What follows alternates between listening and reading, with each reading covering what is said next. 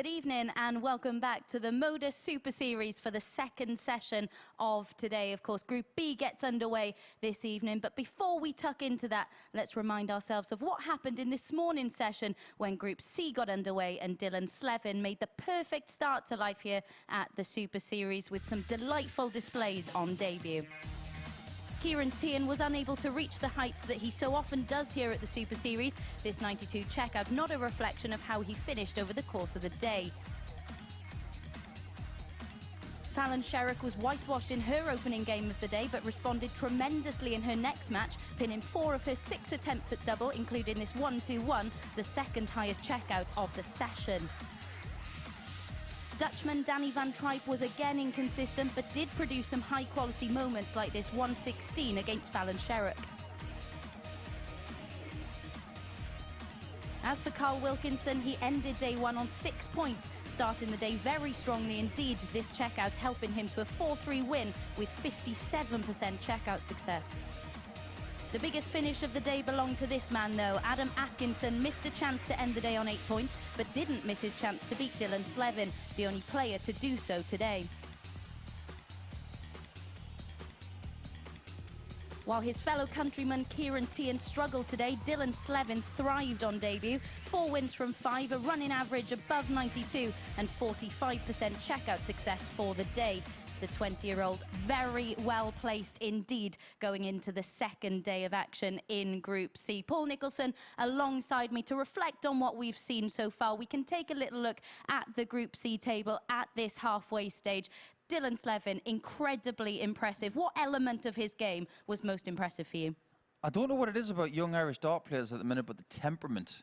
You see it with Keane Barry, you see it with Steve Lennon, you see it with Kieran Tierney as well, you see it with a lot of others in their sort of age group. But I think we're starting to see a slight shift from the slightly unpredictable young players to almost robotic types. And technically he was excellent. Mentally he looked really, really comfortable, although he didn't look that way in his interview with me earlier.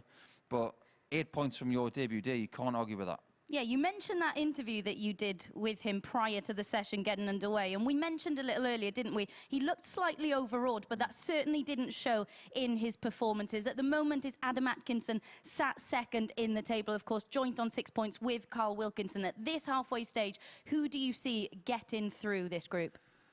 I do believe Dylan Slevin will make it, and that's not just me saying that because he's top. I just get the feeling he's got all the ingredients to get there. As far as the next one, anybody could do it. Now, Fallon did look really sharp at certain points, but you do feel that she's going to have to win at least 3 games and pray that some of the games go her way tomorrow. But Adam Atkinson has seemed to find this quality this week where he can win without playing his best. We haven't seen anywhere close to his best yet, and he's still in second position. And a word on Fallon Sherrock then. If she wasn't to get through to finals night, how do you think she'd reflect on what we've seen from her so far? Of course, going into the World Championships, we mentioned this morning that she has received really unfair criticism about her involvement in the World Championships. How do you think she'll reflect on this first day of action? She needs games like this against very good opponents to see where she stands with how she feels under pressure in short format matches like this, because I've spoken to Mace this week about these games being very similar to set play. That's what she's about to go into with the World Championship matches that she could potentially have. And she is going to have information from today, and she'll get more information tomorrow, but trust me, she wants to play Saturday, and she wants more information from the weekend going into Ali Pali. Yeah, really impressively as well. 2 of her 5 games averaged above 90. That's the first time she's had averages in excess of 90 since back in June. But tonight, the focus is, of course, on Group B. We can take a look at the bracket slide. We've got excitement, we've got experience. It really, really is a cracking lineup that we've got for you this evening. Not much is certain, but I think it's fair to say a fair few of us are expecting Ben Robb to produce, aren't we? I think we have to, considering what he did in making second position in Group A. He would have won most Group A campaigns with the way he plays, but unfortunately he came up against one of the best Group A combatants that we've seen in the last couple of years. Record-breaking stuff from Raymond Smith. So if Ben keeps his chin up, which I know he will, he's full of positivity. I fully expect him to qualify in the top 3. I think Chaz Barstow will get there as well. And I'm a little bit biased when it comes to Chaz because any group that he's involved in, I want to watch it. He's fast, he's furious, and he's got a very high ceiling. And Jeroen Mioch as well is someone who we saw in Group A. Are you slightly surprised at just how well he performed here? It was just impressive all round, wasn't it? I see it from two different points of view. One, I'm not surprised to see yet another Dutch youngster in his mid-20s showing what he can do. But I'm surprised because I haven't actually heard that much about him. And I'm one of the guys with my ear to the floor all the time thinking about, you know, where the next players are coming from.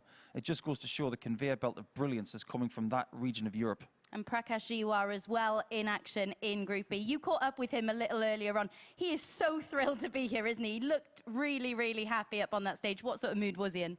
I don't think I've ever seen him so confident. And that's saying something about Prakash because he's never lacked confidence.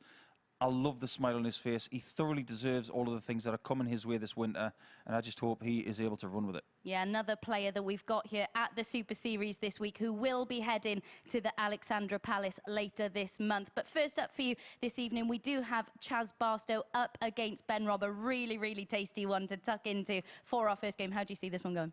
Oh, come on. Stop putting me on the spot from the very off. I think it's going to be 4-3. I can't call it. I'm firmly sitting on the fence, but if I had to, I'd probably have to go for Ben because he's had the last 3 days. Yeah, we can see a little look at him in action from earlier this week, taking out this superb 150 checkout. Whilst I'm talking you through that, Nico's just pulling those splinters from out of his backside there next to me. So while he continues to do that, he did catch up with Chaz Barstow a little earlier on, so let's find out what he had to say. Hi, Chaz. Welcome back to the MODUS Super Series. This is like a second home for you, isn't it? Yeah. Southampton really was, but now this is going to be your second home in Portsmouth. How are you feeling about your chances the next couple of days? I'm feeling really good. I've been playing really well locally, so my game's kind of getting back to where it was a year ago. So, yeah, I've been playing really well. I'm looking forward to it. A year ago, you were getting ready for your first World Championship. Yeah. Not so much this time, but is it too early to ask you what your plans are for 2023?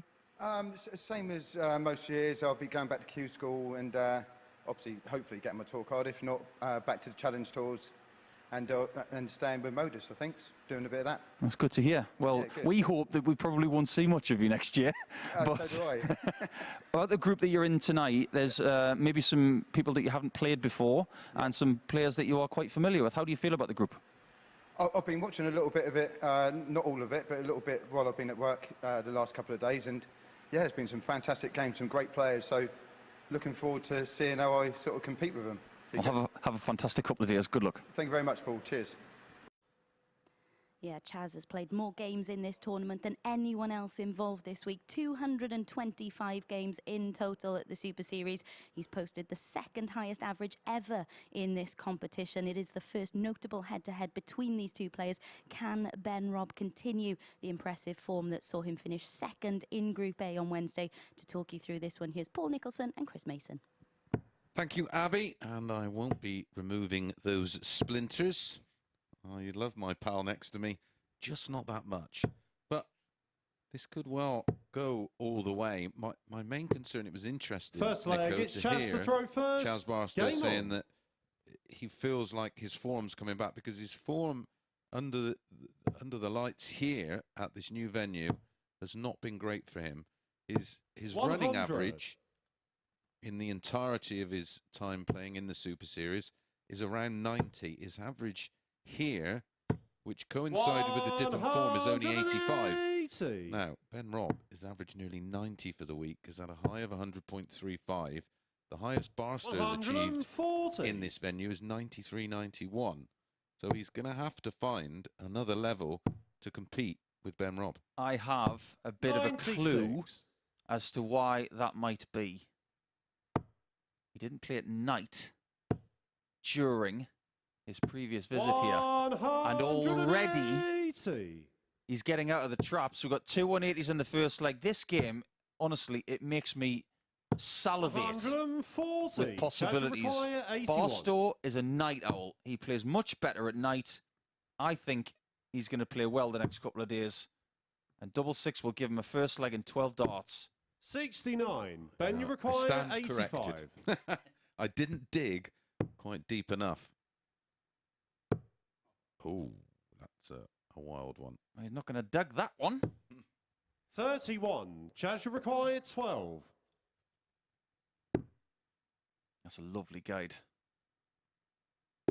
And a beautiful Game shot on the conversion. first leg. Chaz But you make a Barstow. really good point about Chaz. When he played in the Week 13 Champions Week, Second obviously leg, you it's did Ben too. to throw first. Game on. when I saw that he was playing during the day, during the week, I just wondered. Because when we were in Southampton and he was 125. winning another week, because we'll talk about his overall stats in a minute, which are quite ridiculous. I just wondered what he'd be like during the day. 54. Because I don't ever remember him playing during the day in Southampton. No, he does have a full-time job, which means he's restricted to playing 180. in the night sessions. But this is some start from both. I'm as you know, a huge Barstow fanboy. I think he's outstanding. 41. He's one of those that when he's on it, he is irresistible. I absolutely agree. I love to watch him play it. When he narrowly missed out on a tour card a couple of years ago, 100. and didn't know anything about him. And then when I first saw him with us in Southampton, I took to him like a duck to water. I loved watching him. He reminds me a little bit of 60. another one of Ben, those you Steve require Beaton 96. type players that just makes the game look ridiculously easy. Yeah, it's sickening, isn't it? In a good way. Yeah. That's what makes this game so 56. tantalising because, let's face it, Ben Robb has been very impressive this week. He's had some good numbers. He's had some great tussles with Raymond Smith. And I don't know what it is 84. about Ben, the you require 43-year-olds this 40. week. Raymond Smith's 43. Chaz is 43. So am I. 20. And Ben Yeah. Robb's a bit of a youngster compared to us three. The reason I sort of opposed the odds compiler views, they made Chaz the 8-11 favourite, even money about Ben. Is 98. the fact Ben, that you require Ben's 20. running hot. He was the only player to take wins Game against shot on the second leg. Raymond Ben Smith, Robb. who absolutely dominated Group A. You might be onto something there, miss. Running hot Ben Robb. Third leg, It's got it's a bit Chaz to of throw a ring first. to it. Game on. I promised you a little bit of a look into Chaz's history in MODUS Super Series action, and here it is. 140. He's playing in his 226th game. Now, that's nowhere near the most. It's the most of anybody playing this week, like Abby said. 125. But there are people who have played more than 300 games. But this is what Chaz has done. 13 times he is qualified for a Saturday night. Just 40. digest that for a second. And when you consider that Peter Jacques, who is experienced with us this year, he's only got into 2. 13 30. Saturday night qualifications. 4 wins. 1 Champions Week win. It was earlier this year. And he's had 2 runner-up finishes as well. 125. For me, he is one of the elite Super Series talents that we have unearthed the last couple of years. Absolutely. And that was backed up with a great 62. performance in the Worlds last year. He gave Michael van Gerwen a real scare early on, didn't he? He took the first set. Oh, well, Michael was thinking, who's this guy? 180. That's who he is. 4 180s in the first 3 legs. I wonder if Michael said it like Conor McGregor. 140. Chaz requires 16. Game That's shot on the third extraordinary. leg. 13 Chaz darter. Barstow. And if you wanted a little bit more evidence as to when he likes to play, look no further Fourth than leg, it's Ben post to throw 10 first. p.m. Game on.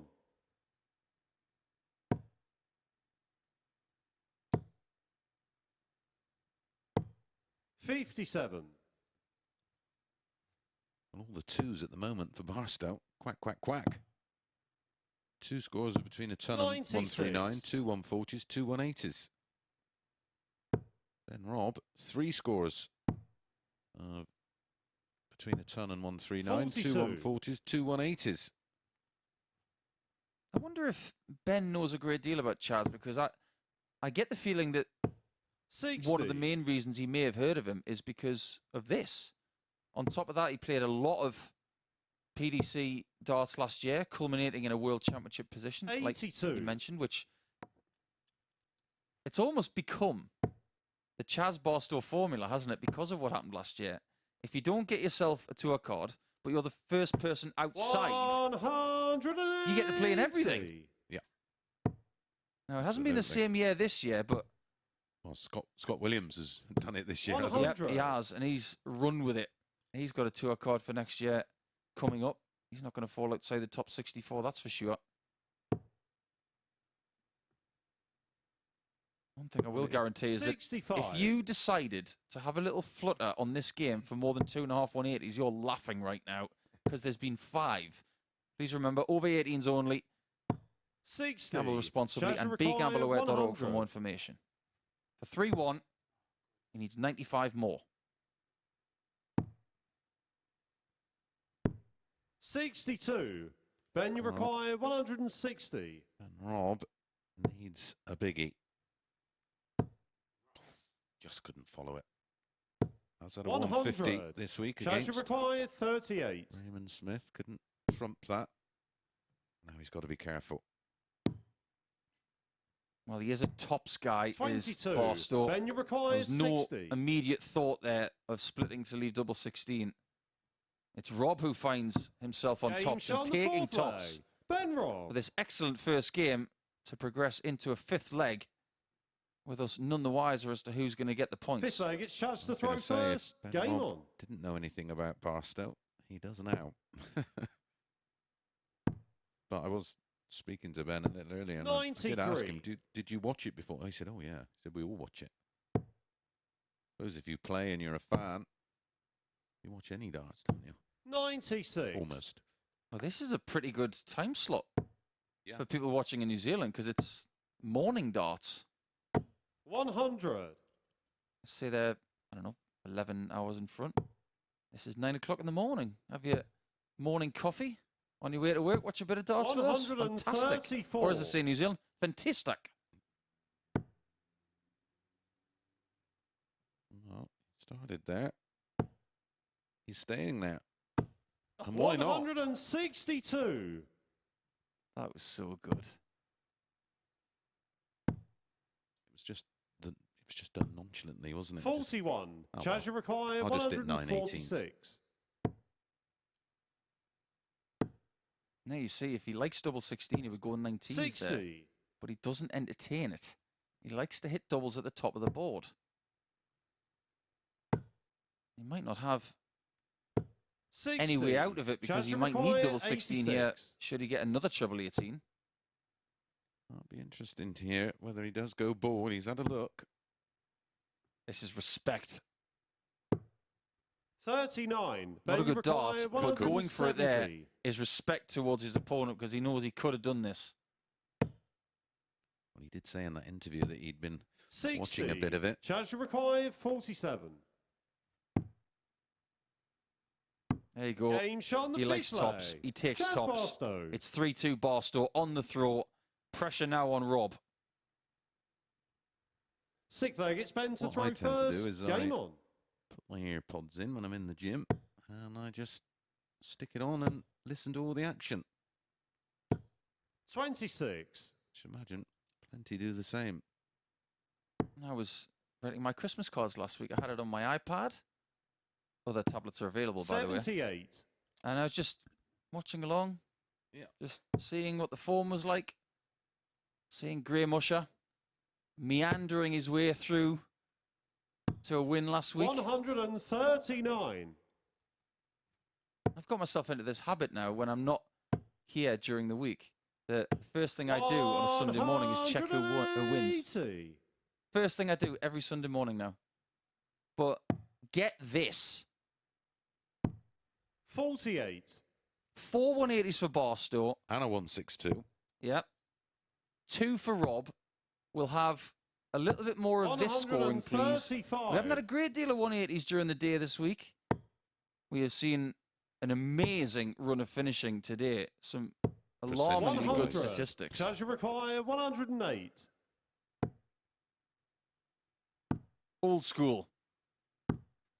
90. Almost the winning school. Yep, that was to get the job done. 4-2.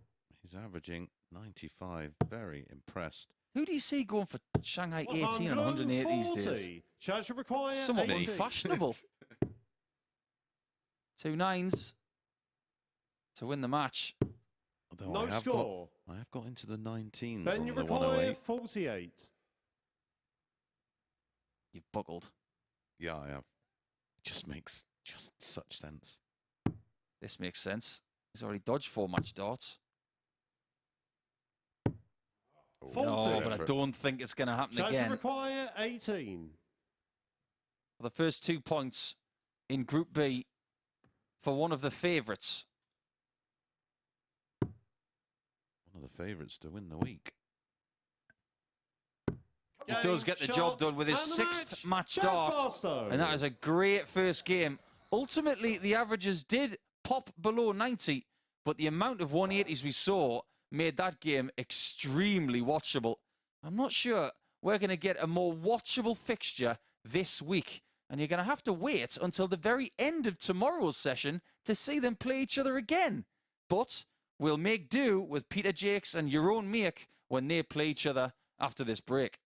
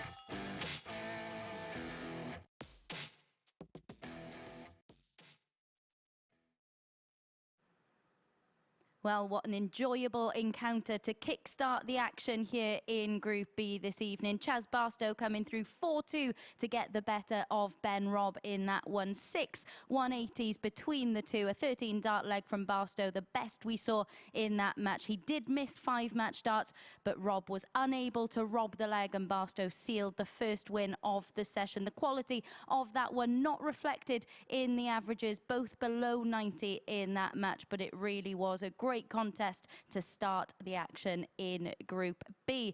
A reminder before we move on to our next match, if you are coming here for finals night on Saturday, we are going to be opening the doors a little bit earlier so that those of you who wish to do so can come and enjoy a certain match between England and France before the darting drama gets underway.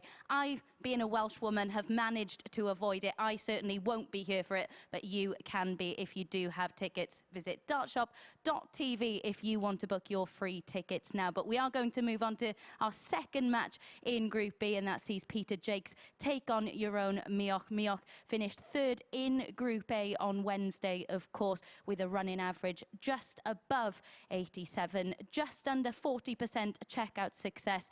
And he was here this afternoon, wasn't he? Absorbing everything, taking it all in. Will he be able to take inspiration from what he was able to witness here from the likes of Dylan Slevin? I wonder. He's up against Peter Jacques, who won a week in the last phase, of course. Will he be able to make it through to another finals night this time around? Let's find out then who can pick up the 2 points in this one and hand back over to our commentary team. Thank you, Abby. Very much looking forward to seeing the players gracing the stage. Hello. Somebody's been dishing out those Invisi shirts again. They have. It's good camouflage. Didn't forget the water, though, did they? No, absolutely not. Before we go into this game, then let's talk about Chaz Barstow a little bit more, because when we talk about his daytime stuff, he's actually played 50 games. He's won 21 of them and 29 losses, but he's over 50% overall. It kind of proves the point, doesn't it? But the players have arrived. Just by magic. Here they are. This is Peter Jacques. Another Yorkie. Yeah, just like Wilkie. Yeah, we were having a chat about that a little earlier. Whilst I was in the practice area, I thought I'll get in nice and early and just have half an hour on my own in there. Peter Jacques was already there. Beat me to it. Had the same idea. He's a bit of a Merv, you know. He is. He loves to get in early. First leg, it's Pete to throw first. Game on. Oh, they make Peter the 8-15 favourite here. Jeroen 11-8. So the Peter Jacques is from Denby Dale. Isn't that where Rod Studd lives? 140. I do believe so, yeah. Must be a Beautiful lovely part of the world. It is a beautiful part of the world. Very Emmerdale. 134. What we've seen from Jeroen Mioch this week has been a bit picturesque as well, because he has 100. definitely outdone my expectations for him. But we've been looking at his statistics for the last 3 days, and all we're finding are positives. Yeah, big numbers. 80. His finishing percentage close to 40% over the course of 3 days, and that's on debut, of course. And I did ask Peter, I said, you 81. know much about the field tonight? He was, oh yeah, he said, I've been watching.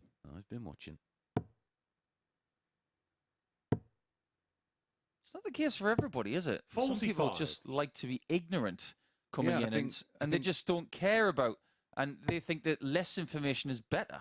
Yeah, if you come in blind, then there's no preconceived 100. ideas of what you're up against, because, you know, it can affect. But there's nothing wrong with the start Peter Jacques has made. 100. Peter, you require 80. It's another one like Barstow in his previous visits here under the, well, in the new Modus Live Game shot on Lounge. the first leg. Not Peter Jacques. performed to the level we've seen before. And myself and Nico were having a little bit of a conversation whether Second leg, it's your own to throw getting used to a first. completely Game on. new environment where they were very settled down in the old venue, and this one is obviously couldn't be more different. Sports people don't like 57. change. You talk to the golfers on the PGA Tour, and when they started shuffling things around like the PGA Championship and putting things in different slots. They didn't like it at first 140. because they were so used to the logistics of going from place to place. And then you change the venue for this, and the people who played a lot in Southampton, 100. it was as if to say, yes, this is great, but I kind of like that little venue. Yeah. And it's well, it served its purpose, that's for sure. I remember we were the only people 83. doing live sport. And sport is massively important to people. And it was a very much needed distraction 57. from everything that was going on. Were you a creature of habit? If you were at a tournament, would you stick to the same board every round and the same practice board? And No, I'd always try and find a different 44. one. Try Every and practice with a session? few different people as well. I used to practice a lot with Keegan Brown. I did a bit with Josh Payne, Robert Thornton. Sometimes I had a bit of 77. If I just felt like I needed pepping up a little bit, I'd have a chat with Hendo. Yeah. That would always cheer me up.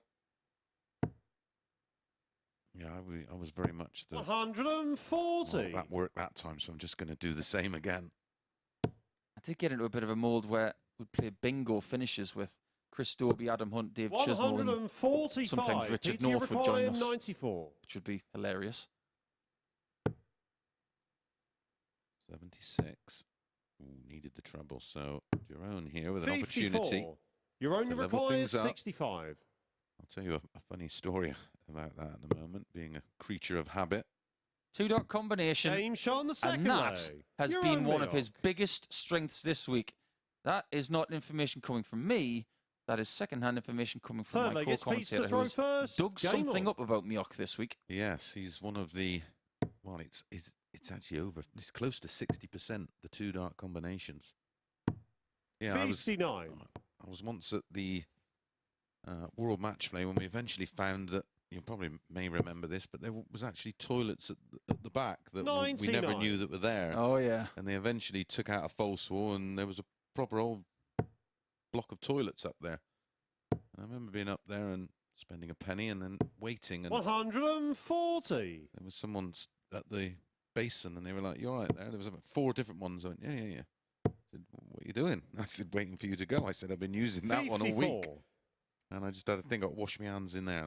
That's the one. But we are bizarre creatures, I suppose.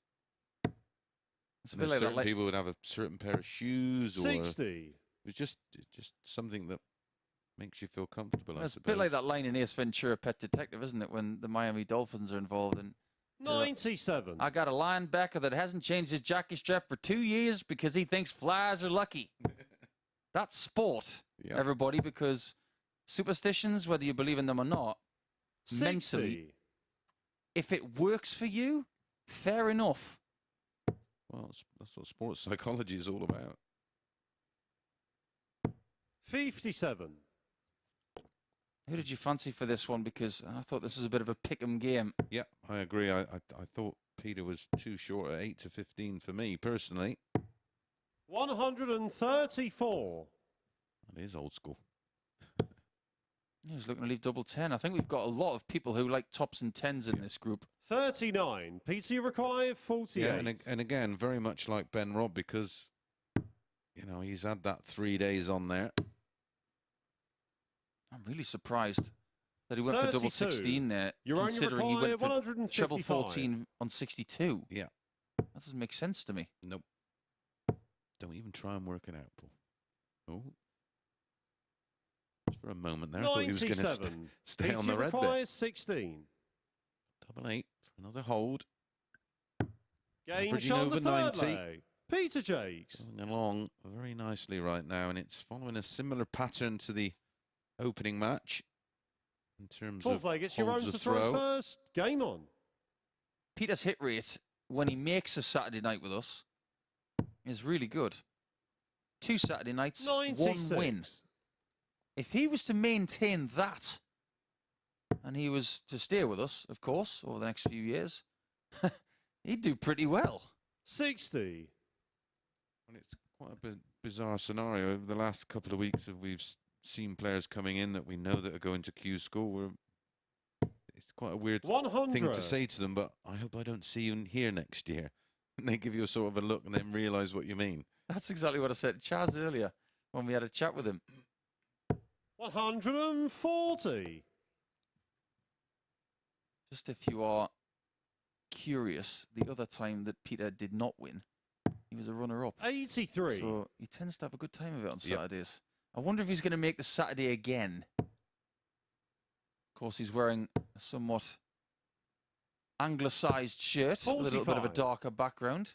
But this is one of 8 shirts that he has. Yes, he has 8 different colours. Well, I think this man's got the same, because this is yet another one. Yeah, he's gone for the blue version today. To match the blue flights. 94. I love it. Must have a great sponsor. That he just likes having different shirts. Some players are like that. Oh, they're not cheap. Are they? 58. You only require Cheaper than they used to be. 128. They're a lot more comfortable than the dart shirts from yesteryear as well. Oh, the material they used to be made of, they would stick to you. Almost like they'd weld themselves to you. They were horrendous. I remember those shirts that Merv used to wear. They were shinier than a bowling ball. Yeah, they were polyester, weren't they? They were 98. horrific.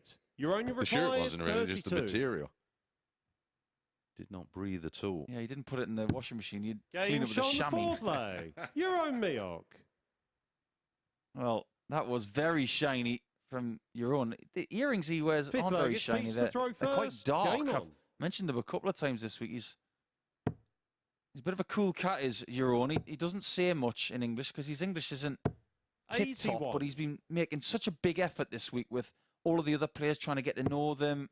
And I honestly do believe that over the next couple of years, 81. I think he'll improve. I think he's got something. I agree. I'll tell you one thing. His English is better than my Dutch. By a mile. 100. I know about 3 words in Dutch. Don't say them. I get a sore throat from trying Dutch words. 141. Well, is Jeroen looking to get a break of throw?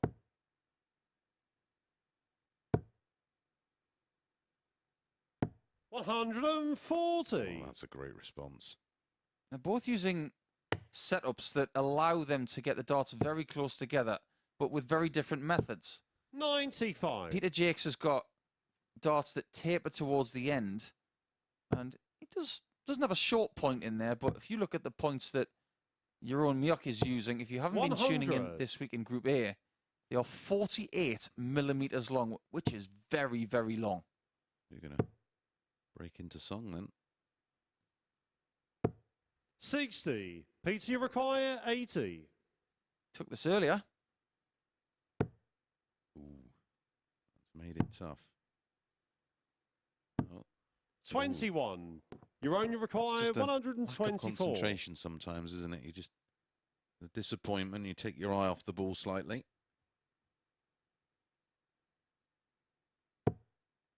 Treble 18 would have left the ball. Feels like he's going to have to produce something of that ilk to 73. get a win here. Peter, you require 59. He always seems to have been 1 or 2 darts behind. Jacques has had some bad darts in the last couple of visits. 39. And You only require instead of having 51. to do something genius-like, Jeroen has been given an opportunity via mistakes from his opponent. He is to win this match. He needs to break through. Game and he shot has on the done 5th so leg. now.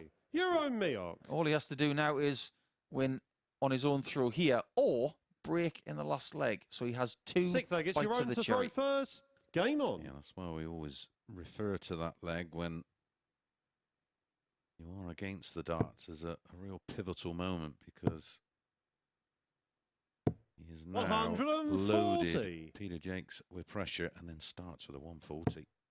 He was here earlier today. Jeroen, he wasn't Yes. milling around Portsmouth or going shopping 100. at Gunwharf down on the quay. He wasn't taking in the cold weather. He was here supporting Danny Van Tripe, and I like that. 139. He's travelled here with Danny. They're staying in the same accommodation. They're good pals and sticking by each other. I wouldn't be surprised if Van Tripe is here as well. 135. And if you want to be here, you can be. Saturday night. Just reserve your tickets via dartshop.tv. 94.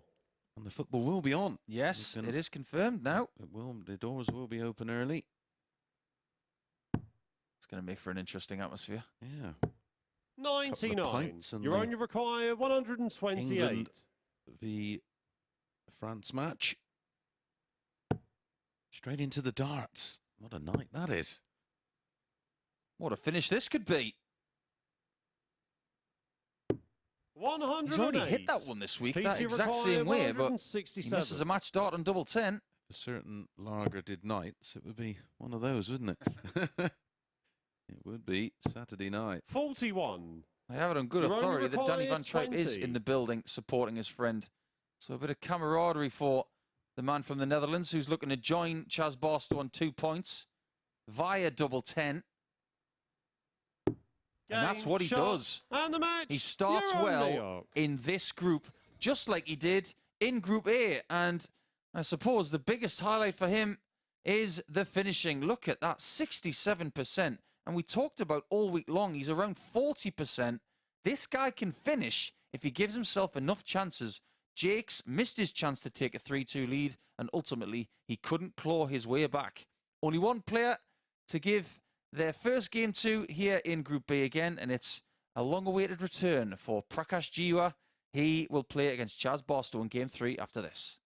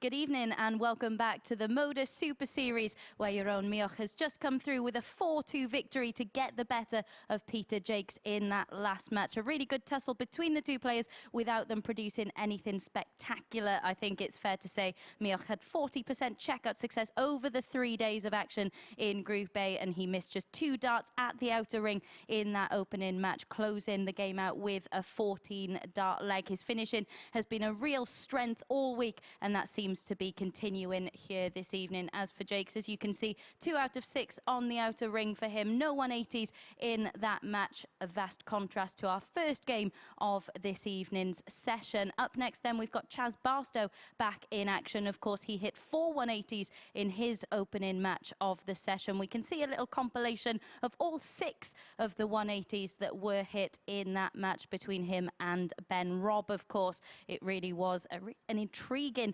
encounter between the two players. 6 180s in total, a gripping encounter. Will he be able to maintain that level of scoring in Game 2? We will find out very shortly. Of course, he's taking on Prakash Jiwa in this next match, and it's going to be very interesting to see what happens in this one. Here we can see all of the 180s we saw in that one. We certainly won't be compiling a clip like this one for the second match that we saw, and as my producer has just said in my ear, he hopes we don't see another one like that at all. But it was a superb compilation of all the 180s that we have seen, and Nico caught up with Prakash Jiwa before this session got underway. Let's hear from him now. Welcome, Prakash. MODUS Super Series for you the next couple of nights at least, but let us all congratulate you on your first World Championship appearance coming up. I know you've been doing a lot of media, so we won't keep you long. How are you feeling about your chances the next couple of nights? I'm playing really well at the moment, so I'm fancying my chances today. How do you feel about the group that you've got? Because you've got maybe some familiar faces like Jacques. You've probably been in the same practice rooms as him a lot, but there will be some unknown quantities as well. The thing is, I fear no player. I fear no player, and I've been in the PDC far too long. I've played the best, so nobody holds any fears to me. The day I start fearing players, that's the day I give up. And this is your first time in Portsmouth. What do you think about the arena here?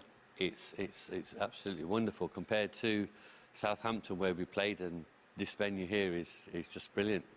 Well, you're going to be playing in a much bigger arena in the next couple of weeks, but I hope you enjoy the next couple of nights. Very good luck to you. Thank you very much. So then Chaz Barstow, really good in the scoring phase of his opening match. Will he be able to replicate that here against a player in Prakash Jiwa, who seems very confident indeed, doesn't he, ahead of his Group B campaign? Let's get into this one then and hand back over to our commentary team. Thank you, Abby. That smile from Prakash Jiwa is just so infectious. He's waited an eternity for that first World Championship spot. He's done it from halfway around the globe as well, going all the way to India and beating arguably India's best player currently in Nitin Kumar to get there. But this is where he will get a severe test leading up to his Ali Pali debut.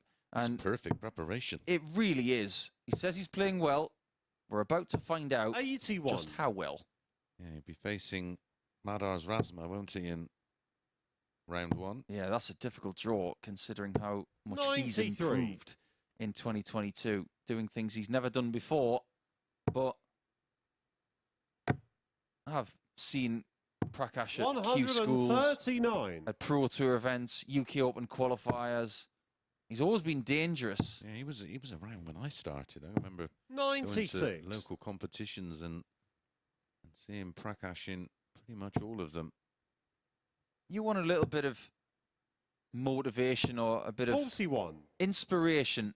Look no further than this guy, because he was adamant he was going to make it at some point. It was a bit of a shame that they both didn't get a spot, because they're 97. two absolutely lovely fellas. I got to meet Nitin a few times, and really, really nice fella and a fine dart player. Well, for a while, 140. Was saying, I don't understand why they don't put me in the Indian team in the World Cup. And it never materialised for him. So his way of getting what he wanted was, right, I'm not going to get selected, I'm going to do it my way. So he went and won the qualifier. And if he wants a bit of advice as to how it is at Alexandra Palace, look no further than Chaz, because he played there last year. Yep. It's been a solid start from Prakash. Game shot on the Finds first ton. leg. Prakash 15 Jiwa. dart, hold of throw with 100 checkout. Not too shabby. No. Second leg, it's Chaz to throw first. Game on. Chaz, of course, with a massive advantage of already having one game just to get acclimated. 60. I can't help myself.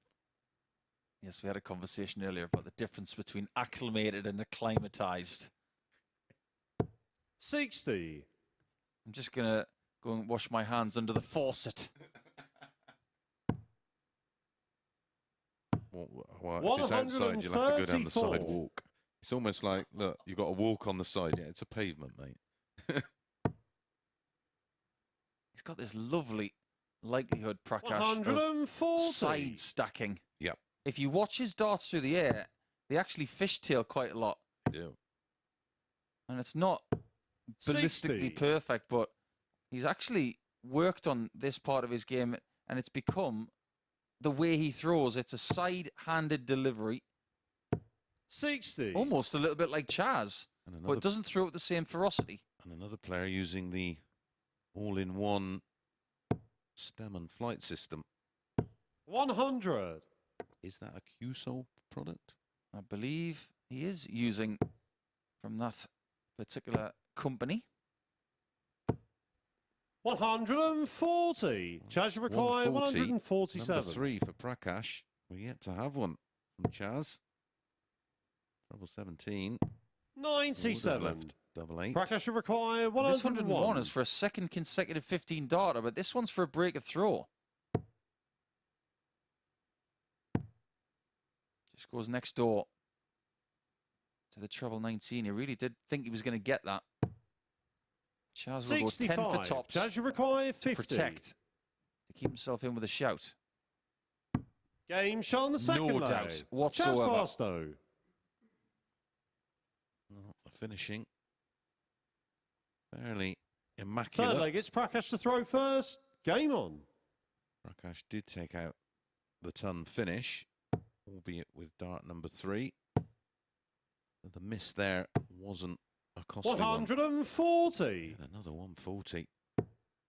We don't have any slow players tonight, do we? They're all No. getting on with it. 134. That usually means high entertainment.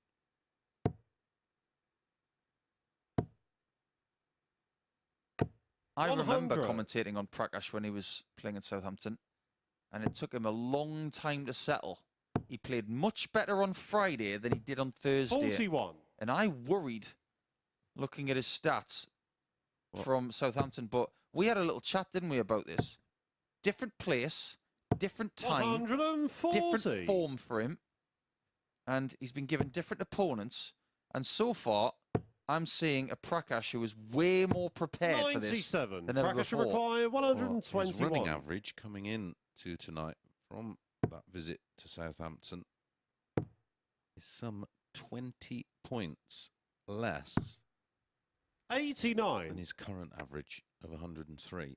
He averaged 83 across all of those matches in Southampton, and every stat we found 95. Prakash require lower 32. and well lower than every other player in this Group B. Now, that might be slightly awkward. He's going to have to go over the top of this. 16. There you can Chaz see why. require 134. Blocked out the double. Went for the high side. 18s. 2 of them up top. Just that little look as if to say, 114. when you get the Prakash 54, requires 16. you just really want to hit it. And Prakash thought he was going to get a look at it as well. Little wry smile from him, but this is an important shot. 8. You can't sneak it in. Chaz Thing is with requires Barstow, 20. you know, if that first top goes in, the next one's going to be super close. But he's been given a break Game of throw shot on the third opportunity. leg. Chaz Barstow. Typically, Barstow steps in and takes it with open arms and says, "Thank you very much." Fourth leg, it's Chaz Do to you know throw how earlier- first. Game on. In the week, Adam Atkinson talked about losing his darts. Sometimes it's really important to have a backup set. 57. Now, when you look at Chaz's setup, they look aged. I get the feeling these are darts that never leaves his side. when 22. you've got those trusty ones that you've had for many a year, you do sometimes worry that, what if I misplace one? Yeah, I don't think they're 97. what you'd call another player's dart or like a branded dart. They remind me of a real old school set straight out of the 81. box. Used to get the catalogue through the mail, Yeah. and there wasn't anywhere near the amount of darts that they have now in the catalogues. Well, 96. someone plays with a very similar dart, and they did them with a red coloured ring and a black one. Danny Smith, Yeah. I think he's got exactly the same 83. darts, but one of them has got the black ring. Yeah, because he lost one. Yeah. And He two couldn't with find the the red. rings. Speaking of red, 140. Nearly all three. Well, that's his first 140 in the match. It is Barstow that leads 2-1. 100. Chaz, you require 111. crackers when you think about it. But it's double top again. 71. That's a safe one. I don't mind him doing that. You always want to go for it, but if your opponent is on 215, just aim slightly high. If it drops, 100. great. If it Chaz, you doesn't, come require back with 40. 3. Do the right thing. Game shot on the fourth And leg. that's exactly what he does. Chaz Barstow. On the cusp of 4 points is Chaz. He's making the perfect start so far. Fifth leg, it's Prakash to throw And first. it's Game on. Prakash on the back foot. I don't know why, but I've never commentated on a Chaz Barstow game where he's playing somebody called Dave. I've never been able to say 100. that line. After the break, here comes Chaz and Dave. And they've got that silly song, haven't they? Ticket for the Darts. 140. Well, Eric used to come on to a Chaz and Dave song, didn't he?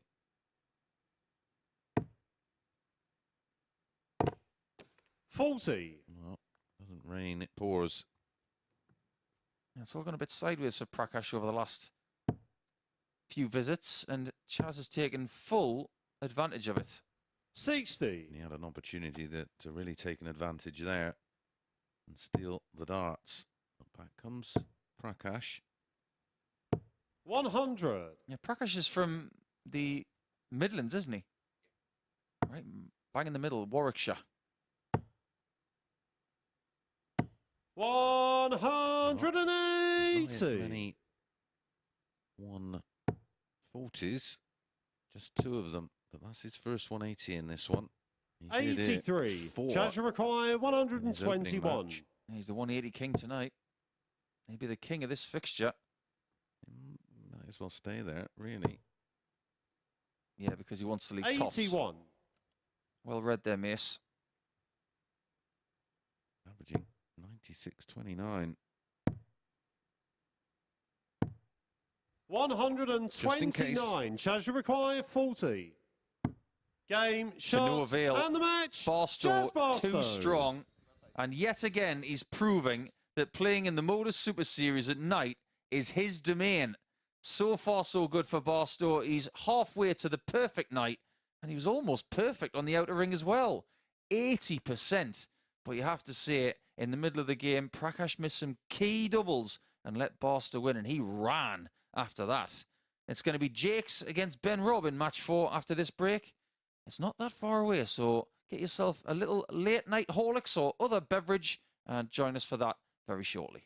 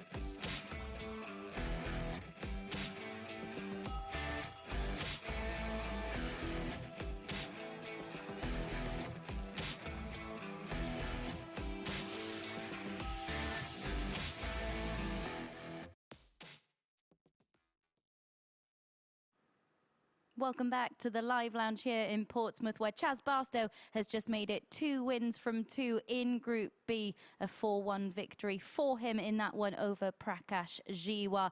We spoke about how confident Prakash seemed prior to this session getting underway, and he settled quickly with a 15-dart hold. But despite not scoring as heavily as he did in his opening match, superior finishing saw Barstow take control of the tie from there. He saved his best for the last leg, his first 180 of the match, a 13-dart leg, and some sublime finishing throughout from Chaz Barstow, missing just 1 dart at the outer ring in that match. Jiwa, of course, missing 7 attempts at double, that really costing him in that match. Next up then, we've got Robb up against Peter Jacques, 2 players still looking for their first victory, of course, this evening, having lost their opening games 4-2. Robb missed darts to force a decider, and Barstow, of course, pinned the double 4 to secure the points in that opening game. Robb's frustration clear to see after missing that opportunity. Barstow then mopping up, pinning double 4 to get the points in that one. He takes on Peter Jacques in this match, and Nico caught up with Jacques prior to this session getting underway. Welcome back, Peter. You were a winner in Super Series 1, back for another crack in Super Series 2. You must be feeling good coming back here. Oh yeah, it's great to play here. It's a great privilege to be invited. It's where you want to be. You're outside the top darts, so looking forward to it. You're not the only Yorkshireman here this week. We had a bit of Carl Wilkinson earlier in Group C, and he didn't have a bad day. Have you spoken to him about his chances? I haven't spoke to Carl today. Spoke before he came, obviously, but yeah, he's done well, so hopefully tomorrow he'll just kick on a bit more. You do have this reputation, a bit like Robert Thornton, who's had a lot of success with us, of being a bit terrier-like, no pun intended, because that is your nickname. But do you feel that that is your quality? That's how you try and win most of your games? Yeah, definitely. I'm not one that likes to give up. You've always got a chance while ever game's still in play, so all to fight for, isn't it, really? All the very best the next couple of days, and we hope to see you on Saturday as well. Okay, thank you. So then our 4th match of this evening's session, Robb and Peter Jacques both looking to get off the mark in Group B. Let's hand back to Nico and Mace to talk you through this one, shall we? Many thanks, Abby.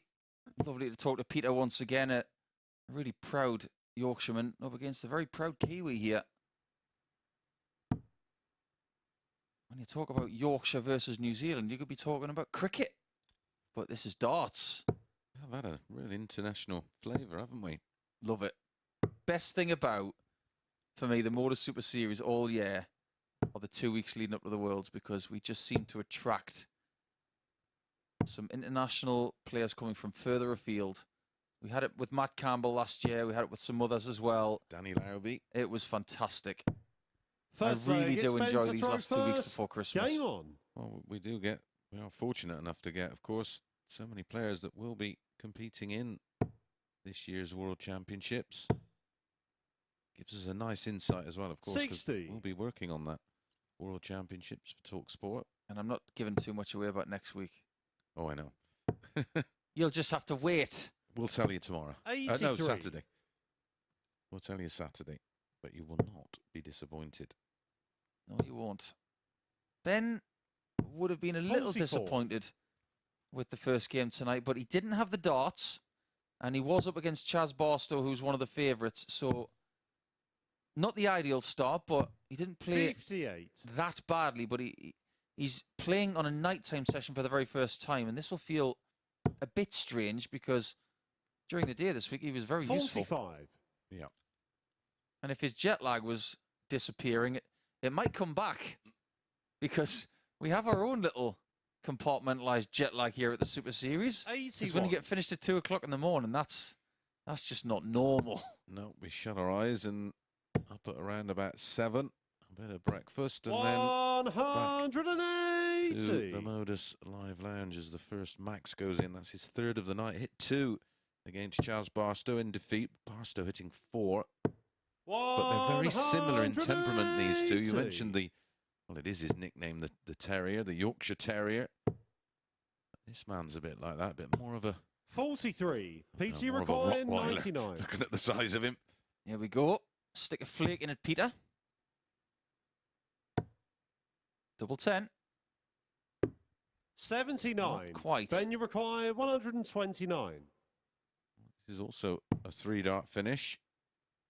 Oh, needed the 60 for the ball. 57. Peter, you require 20. Break of throw. 2 5s for it. 15. He will be devastated considering how good that marker was. His doubling is what cost him. Against Jeroen, missed a few opportunities. 56. And now Ben Robb has missed a Peter, few. you require 5. When this leg is over, I just got a really good question for you about sleep programming for this tournament and some others. Ben, you require Because 16. somebody, in fact, I believe both players are pressing the snooze button here. Someone's going to wake up and take the double. No It's score. not Ben Robb. Peter, you require 4. Twos never lose. You don't snooze on twos. Don't let me down.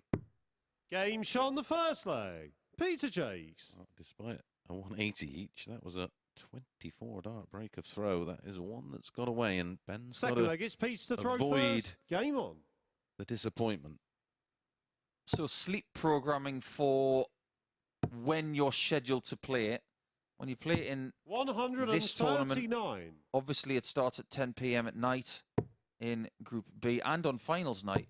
During the day, it starts at 9:30, so it's just a case of 100. getting up early, getting here around 7:30, 8 o'clock and getting prepped. But in order to play this late,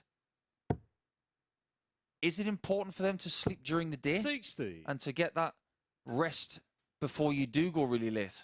Yeah, I think so. I think because you go into it hoping to qualify 100. for Saturday night, which is a similar late time. It's almost, they do believe splitting your sleep into 2 4-hour windows is optimum for us as human beings. 98. I'd love to manage to get 8 hours in a 24-hour window. But I found, I know a lot of players struggle and they 140. tend to play in that day session and then have a, you know, if you have a nap in the late in the afternoon, you're struggling to go back to sleep at night. So I literally just kept myself busy and awake, 74. had a stretch, Then you require hot shower, 161. got some food, watched a bit of TV, and then got to bed around about 9 and was waking up around 6:30. 123. Peter, you require feel it on the 130. nights, on the Saturday night especially. This looks decent. Game Double shot on the five doesn't second let him leg. down this time. Peter Jacques. Jacques has found himself getting his best finish of the night right there. His first ton-plus checkout, and Third it gives leg, him a it's Ben to 2-0 throw lead first. against Game on. New Zealand's best.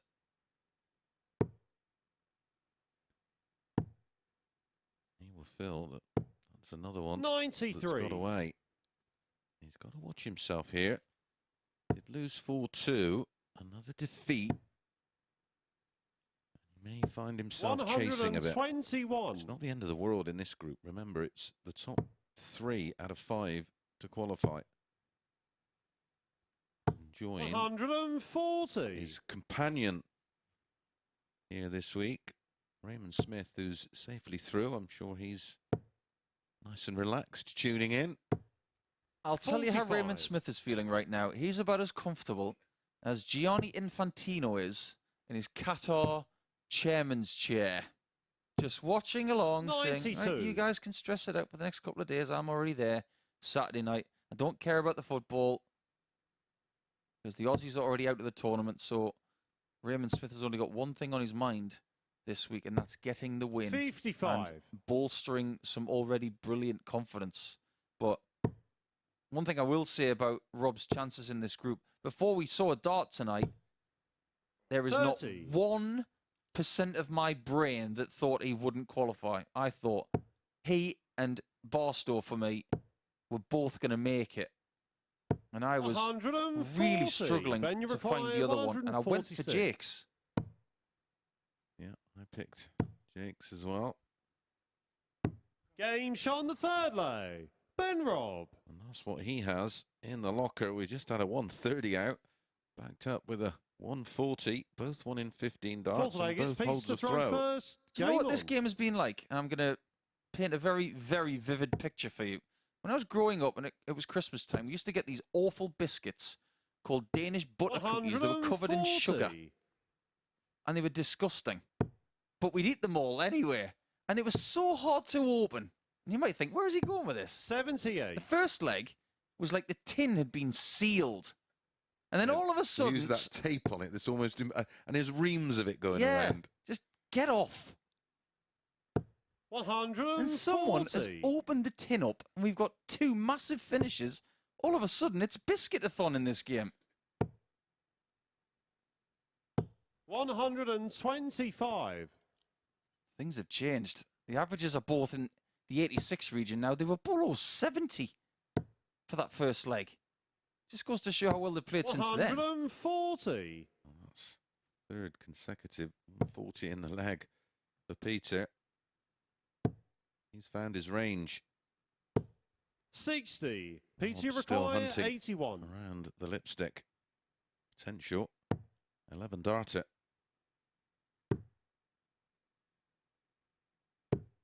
57. That was a wicked deflection.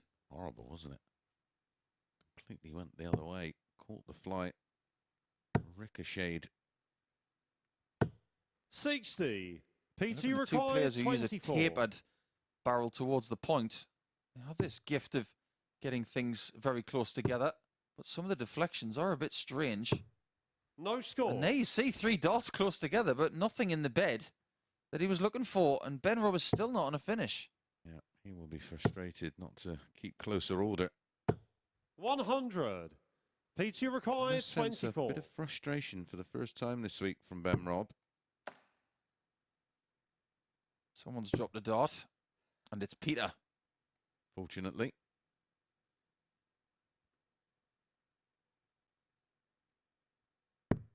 I've lost count of how many darts he's missed a double Ben, in you this require 78. leg here, but unbelievably, this is leg 4.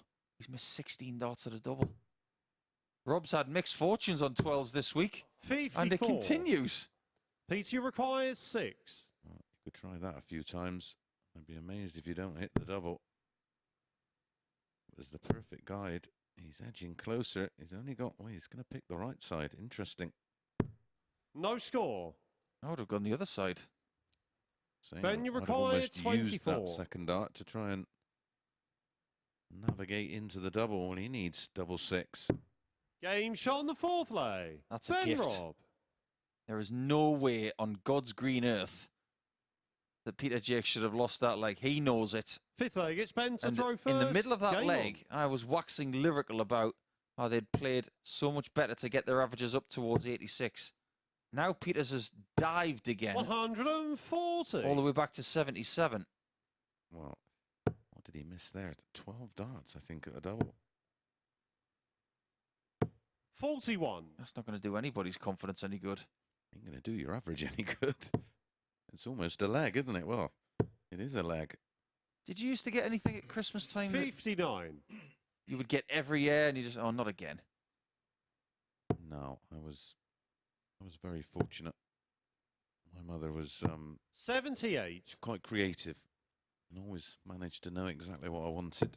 I It was usually something I took apart as well. I never got a dartboard for Christmas in my whole life. 83. There was always dartboards up in my house. I once made one.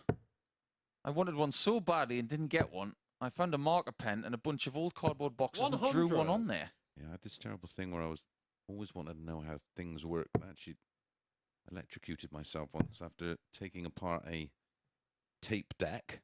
Took that apart to find out how it 43. worked, then wrecked it.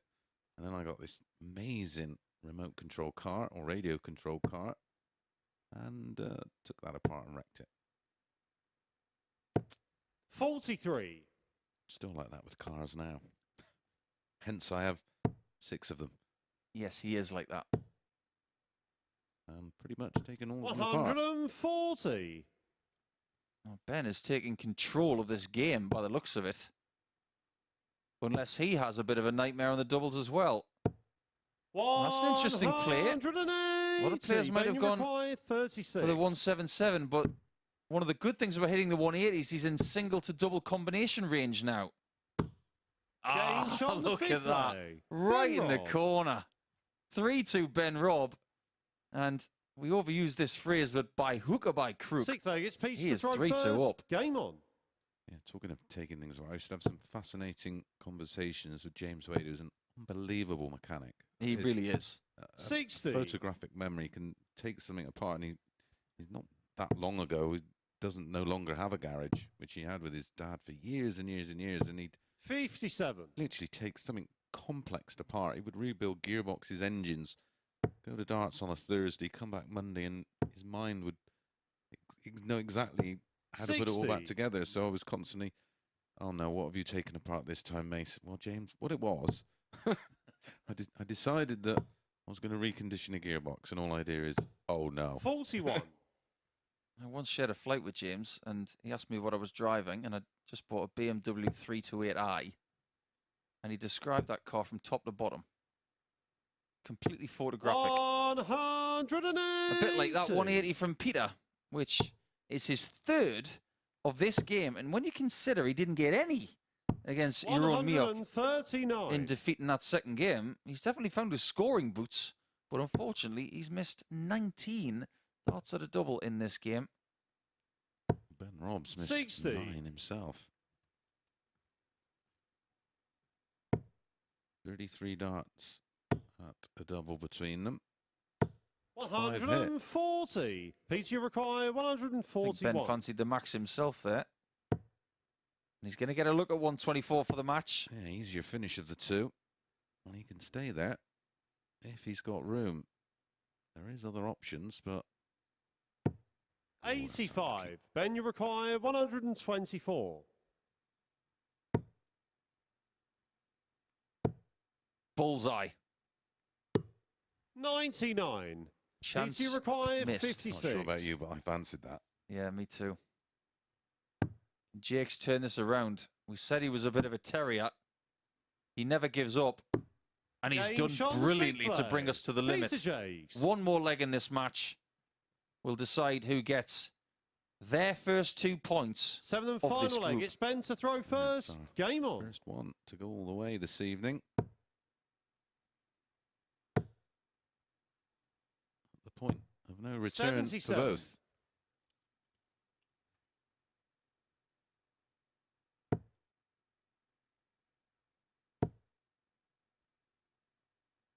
$140.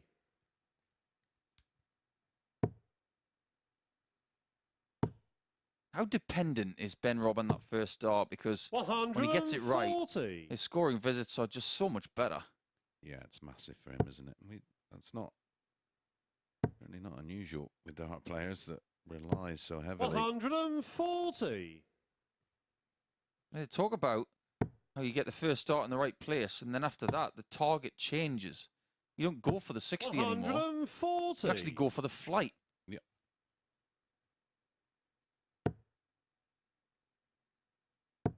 And again, that can be massively dependent on barrel 60. shape as well. Ben, you can't it? require And point 144. length, as we've seen from Jeroen. No such joy this time, so the 18s come calling. 95. That's a really good Peter, you layup. require 161. Jakes, to nick it, needs something magical. Showed a lot of discipline there, Ben Robb. Could have tried to force the issue. It's 86 left. Depends what he wants to leave. He could go for the 60 to leave double 13, but 129. that's a pinpoint approach. Ben, you require And this might be the 49. only chance Ben gets to win this game. It was pin high, wasn't it? That one, I can't believe he's missed the big 17 by such a big distance. Does he get away with it? 17. I think that flummoxed him. Peter, you require 32. There was a little bit too much adrenaline.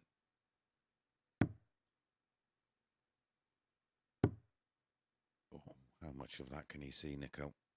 Not a great deal, judging by the shake of the head. 16. And that's now 23 darts Ben, you missed at a double. require 32. But those three are the most costly because they've cost him the points potentially if Ben takes double 16. And he's got a marker.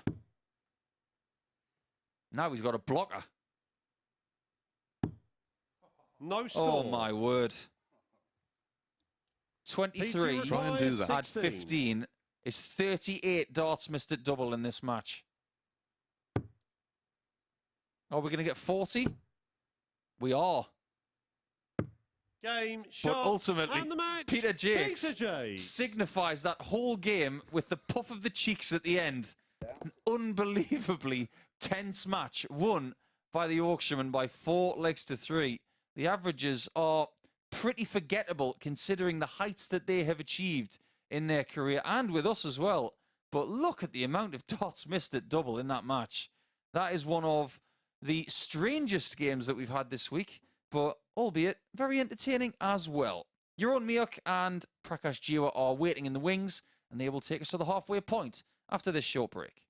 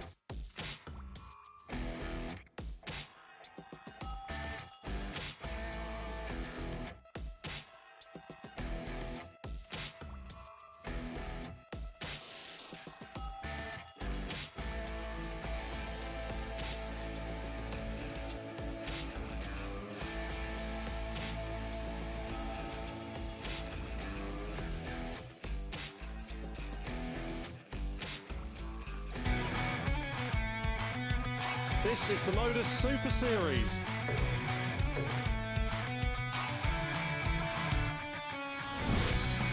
$180.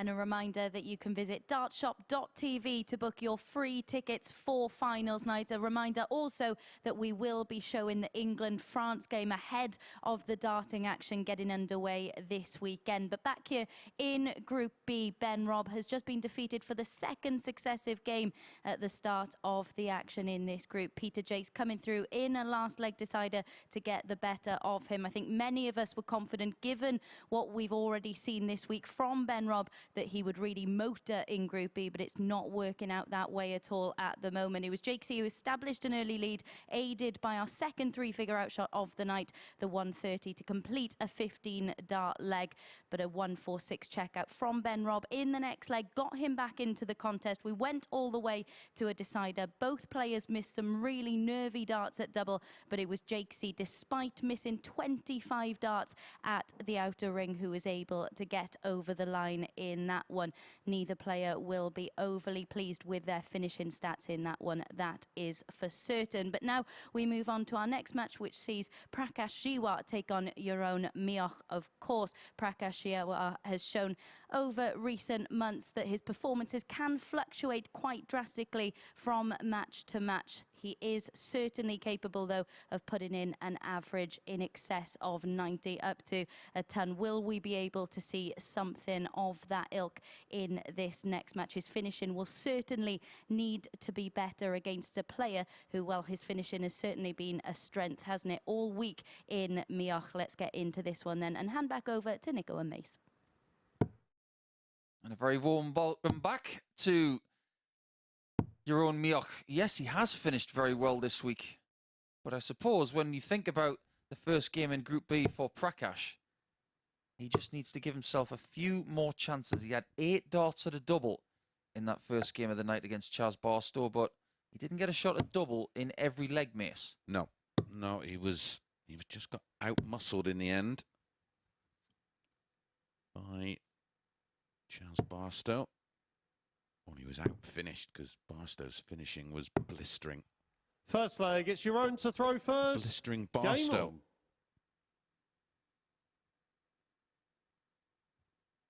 I keep looking at that shirt that Prakash is wearing tonight, and it's got so much in the way of a busy activity on it. It's almost like graffiti. 85. Cool, though. I like it. Yep. I wonder if that is his World Championship shirt he will be wearing when he takes on MODUS. 121.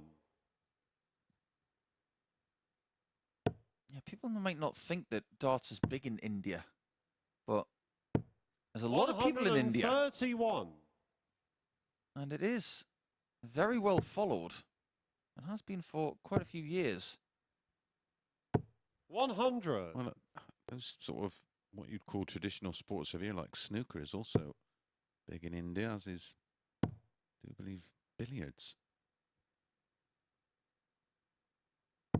134. But it's fairly popular, considering the fact that there's a lot of British influence in that area of the world.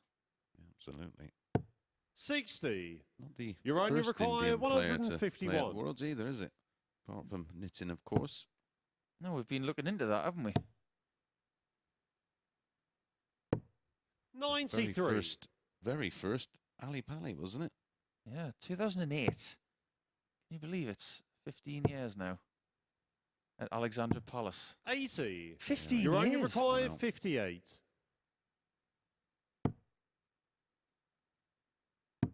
Game shot on the first lovely leg. finishing Jeroen once again. Mioch. Another great killing 2 darts. Yeah, them 2 darters, he's making his own right now. That was a 14-dart hold. Second leg, it's 58. Prakash to throw first. Game on. Can you remember who it was back in 2008? I'm not going to take full credit for this, 140. but I have it on good authority that it was Ashfaq Syed. Correct. And for a bonus point, who did he play? 40. And it was a prelim game. Well, some of those prelim games. I actually remember Preston Ridd playing against Mickey Mansell. 24. There were some great prelim games back then. There were some pretty forgettable ones. There was one between Warren French and a Japanese fellow, which actually was cut by the broadcaster. That was 59. not the best game. It was probably someone like Shi Yongxing of China because he played in a couple of prelims, didn't he? I'm going to give you 2 bonus points for that. That is correct. Didn't he play against Alan Warren a little? 140. Before the days of Kian Sun, when he played against Cadby and fell over the Oki. 61. Do you know that he went back to China and he had to bow his head in shame because apparently he'd let his country down by doing that? Yeah. Bit unfortunate. Only an accident. 100. Game We've after seen- that was pretty good between Cadby and Cullen. Yeah, wasn't it ever? I tell you what, that we need to unearth that one before we have any sort of World 100. Championship Prakash Jiwa furore, because that 97. game was mint. We're not going to get the same sort of furore on this stage because it's all very friendly, still very competitive. Incredibly, 57. Joe Cullen's big debut in the world of darts was against Jules Truly in the UK Open. Bolton. 60. Prakash Jiwa And 40. Terry Jenkins' World Championship debut match as well. Game shot on the Don't know why I second know that. leg. Prakash But that is a Jiwa. beautiful 16 darter from Prakash Jiwa, who seems to have lost the smile a little bit now, and he's just Third leg, grabbed it's a little Jeroen to bit throw more in the way of first. focus, Game and I on. like that. He's not here to make up the numbers. No. He wants to win. Oh, that lovely little interview you did with him a bit earlier where he was 58. all smiles. He'd say he doesn't fear anybody. Do you want to hear a Prakash Jiwa story? Go on. This is a belter. He's from the Midlands, and for a while, certain 100. Kirk Shepherd was living in the same sort of region. They used to get on really well, hang out with each other. And Kirk came up to me one day and he said, "You know that show Britain's Got Talent?" I said, "Yes, Kirk, I'm very much aware of that, 177. as everybody in the world is." He said, "I'm going to go on it." I thought, "Oh, what are you going to do?" And he said, "I'm going to rap." I thought, "Oh, really? Yeah, but it's going to be a 60. little different. I'm going to rap, and Prakash is going to do some Indian dancing at the same time." It never happened, and it's such a shame it didn't. That would have made such good viewing. 58. Yeah, Kirk did fancy himself as a rapper. He's another one that fell over on the stage, of course, and I think he broke his ankle, didn't he? He was playing Steve Maish at the Grand Slam and turned his ankle over. 96. You've got to be careful of those raised dockies, you know. You've got to know where you're going. He was some boy, Kirk Shepherd. Wow. 43. Oh, that was a bad dart, wasn't it? That I didn't see a full extension of the arm there. That's happened a couple of times this evening. I hope that's not a problem. That will 100. It might have been it. He was just Continue. rubbing his fingers on his trousers there. Maybe it was just a grip issue. We'll give him the benefit of the doubt. And that was the right shot on 165, of course. 57. Prakash require 145. I'd give him an 8.5 out of 10 for tactics this week because he's had a couple of questionable ones. Yes. There'd been nothing questionable about that, Eddie. And a 105. I gave You only that require treble 10 the 108. James Bond baddie's eyes there, as if to say, how dare you deny me? Well, he's just had 3 darts and put them all on the wire at treble 19. Had the option to stay 25. there on the Prakash 108. require 4 19s 40. leaves 32. Game shot on the Sharp third leg. Prakash From Jiwa. Jiwa. And sharp from both players, in fact, when it comes to the outer ring. 3 legs won, 3 doubles hit from 3 Fourth leg, attempts. it's Prakash to throw first. Game on.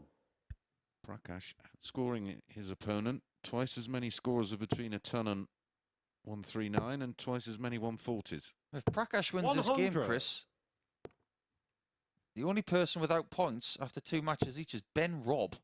Yeah, we wouldn't have called that. 58. Jeroen being asked the question here. 80. It's really unfortunate. I think he got snagged Yep. between the wire and his own point there. You get the feeling that there was no reaction from him, as if to say I was unlucky. Maybe that happens to him now and again with that side hand delivery. Look at the way they've been magnetised. 180. Oh, was a seriously tight 180. 140. Nearly backed up with one. Prakash was on a 9 there, was he? No, he wasn't. I was getting carried away. God, can you imagine the dance he would do if he hit a 9? 44. We've only had one 9-darter on this stage so far from Conor Heenahan. I wonder if we're going to get another one this week. 100. That was during that little spar where he matched the venue record. Or actually hit the venue record. Well, I hung my hat on the 139. fact that we would break 120 in a game before the end of the year. The clock's ticking. Clock is ticking on Mioch as well, because we still haven't had a missed-darted double. And that is fabulous from Prakash, who is now averaging in excess of 96. Fifth leg, it's Jeroen to throw first. Game on. I tell you who's going to be watching all of these games tonight, no matter the time difference. That's 99. Madas Razma. Yeah. He is a scholar of the game. He likes to study. He'll be ready for Alexandra Palace, and he'll want to know a little bit more 140. about Prakash, even though he will know of him from tour matches over the last few years. And Prakash and Madas have actually shared practice boards at Q schools. 58. Because, let's face it, Prakash has been to enough of them. He is absolutely flying. 100. Average creeping towards 100 after that ton there. Jeroen doesn't 134. much of an answer. I do believe of all of the players that are playing this week in week 7, there are only 2 that have not registered a 3-figure average. 60. One is Adam Atkinson and the other is Prakash Jiwa.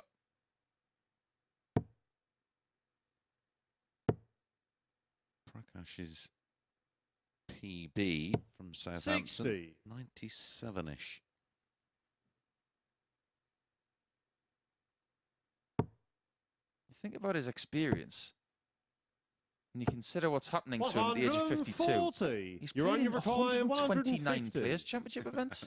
129? And that's not including 51 UK Open qualifiers. But he might not get a look at the 61 for the match. And he Game shot on the doesn't. fifth leg. Wow. Jeroen Mioch. Stunning from Mioch. More finishing from the gods in this game.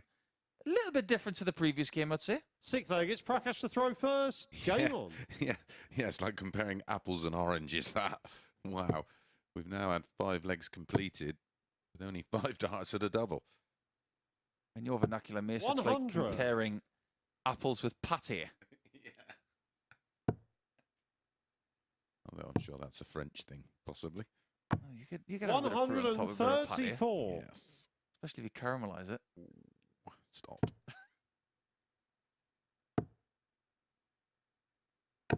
100. I bet you Prakash can cook. But he's got some arsenal in the kitchen. Oh, yes. What would you think he'd be his specialty? 81. I don't know. If he makes good pakoras, I'm going to go knocking. One of my I would weaknesses. hope it'd be a madras or something 45. similar. What's your opinion on the advantage of, you mentioned Madars maybe at home, 140. tuning in just to take a look at his opponent? Where would you get the advantages from watching him? I think that if he wasn't to watch this, 140. he might conceive of a Prakash 146. from what he's seen in previous years. What he needs to know about is the Prakash that is now. And that is a narrow miss at the second 57 again for another big combination. I'll be very interested to see whether Prakash goes for the 19s on 116. But his 60 shooting's been so good 94. that maybe that is the play. Prakash require 116. If Madas is watching this and Prakash takes this, watch out. Excellent first start. Double top. An absolutely brilliant performance. Prakash Jiwa. And he does put a flake in it because his average is exactly 99. A personal best and no missed darts at double from anybody in that match. That was a brilliant, brilliant game to watch. And Prakash can be very, very proud of that. And everybody can now take notice that he is here to play and to win in Group B. We will take a short break, and when we come back, it's the second half of our play in Group B, and we will start again with Chaz Barstow. This time he'll be up against Peter Jacques.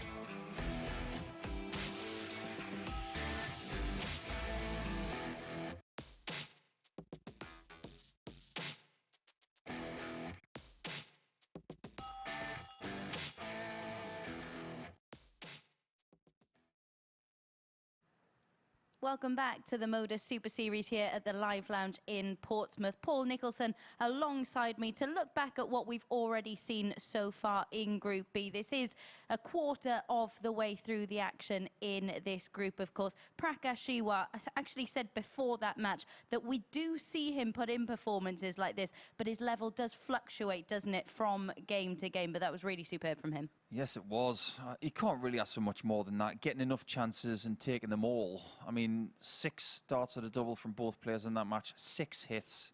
Fantastic to watch.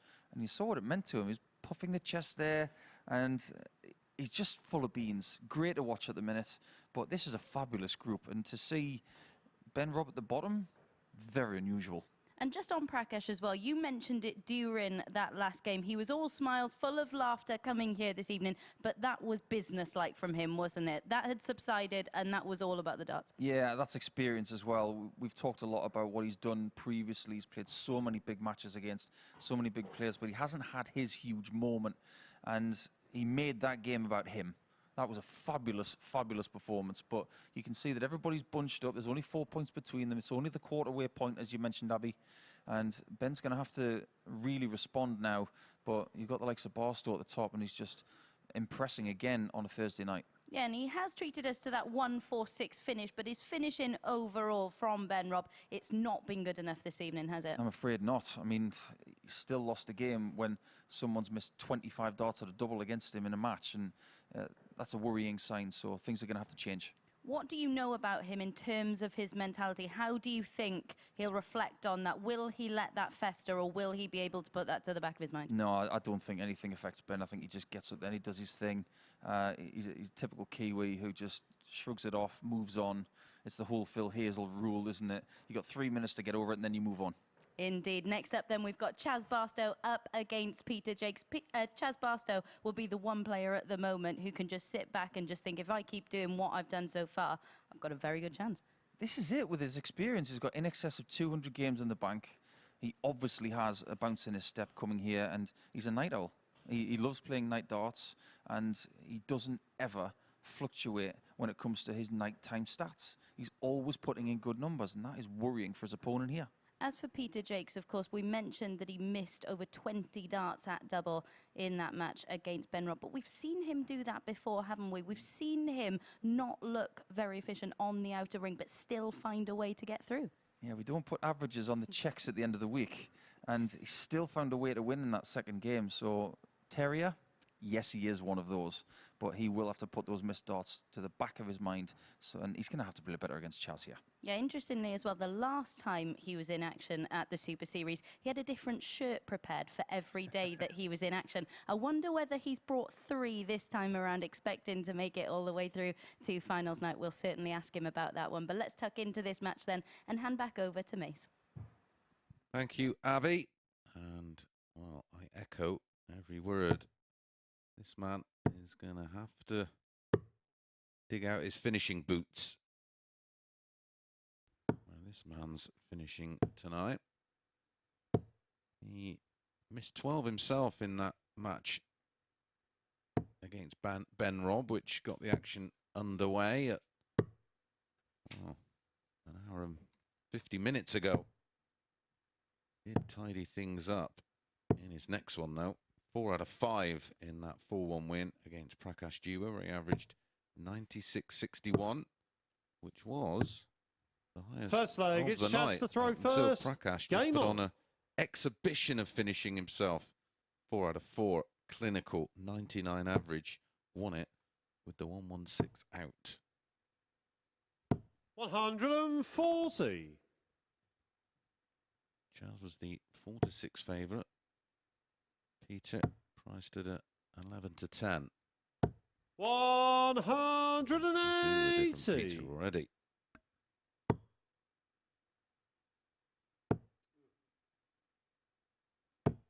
$121.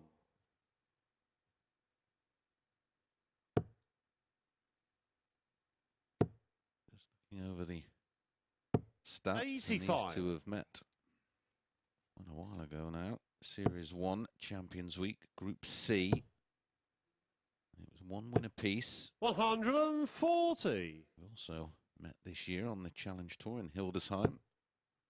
Peter Jacques nicking that one, 5-4. Know each other well enough. 85. Chaz sure. require 100. You haven't had the joys of Hildesheim yet, have you? No. Maybe next year.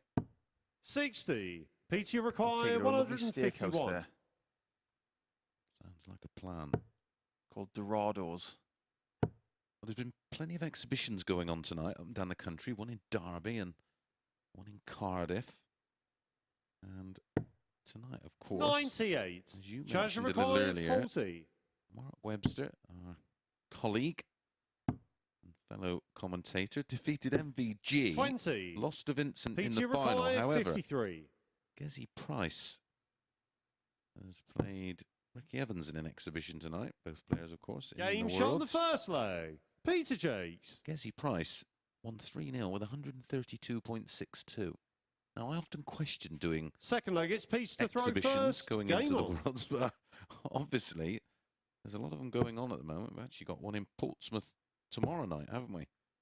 With some of the biggest names in the sport, including MVG. 180. I would always question whether it's a good idea or not, but can't question the 132.62. 140. Over 3 legs. Yep. Well, he's done that before in a set of darts at the World Championship. He actually owns the record for the highest set average in the history of the tournament. 140. He did that en route to winning 2 years ago, but he wants to play well because he's defending £500,000 in ranking money. Mm. If he doesn't make the 55. quarterfinals, It's a big drop in the rankings. it will be the biggest rankings drop in PDC history. Well, Jacques is rejuvenated. What a leg of darts. 141. He is on a 10. It's when I am 14 in leg 1. Just keep this going. You might get a 132 average of your own, 133. Peter. Peter require 40. We haven't had a missed start to double for a while. And the people winning the legs, but we have now. Uh-oh. Yeah, bust the score. Don't go to 5s. Doesn't matter about the average. Don't listen Game to me. shot on the second leg. And I think Peter maybe he was Jacques. tempted to hit double 5 because he hit it earlier. Yep. And it was a particularly juicy shot. And that one Third leg, was it's just Chaz as to throw good. first. Game on. Got to be honest, I didn't envisage a 93. GX 2-0 here, considering what we saw in round 2 of their matches. Yeah, absolutely. It was an 80 average from Peter Jacques, 100. where he missed 25 darts at a double. Did still win. And last time out, Barstow was 4 out of 5 on the doubles and averaged 96.61. 180. That is an amazing 180, that. First dart's in the bottom right corner. Second dart nestles. Then he floats one over the top. 96. Honestly, an incredible maximum that was. And here's one for all of you who like patterns. 98. 5 matches played up to this one. The last 4 have all gone against the darts. And if that continues, it's Jacques who will win. 174. And when he's hitting 174s till he 130. finishes, who's to say he's not going to win? Yeah, it's a different look at the 130 now after that. 65. Peter require 174 to leave 131. 131. School, old school. 81. He's left the shot off Chaz the ball. requires 65. Can you remember your highest set average? I don't remember. Game shot on the third That's a leg. great Chaz shot from Barstow. He knew exactly that if he missed that, he was going to go 3-0 down. Yeah, he's in big Fourth leg, trouble. it's Peter to throw first. big trouble. Game on.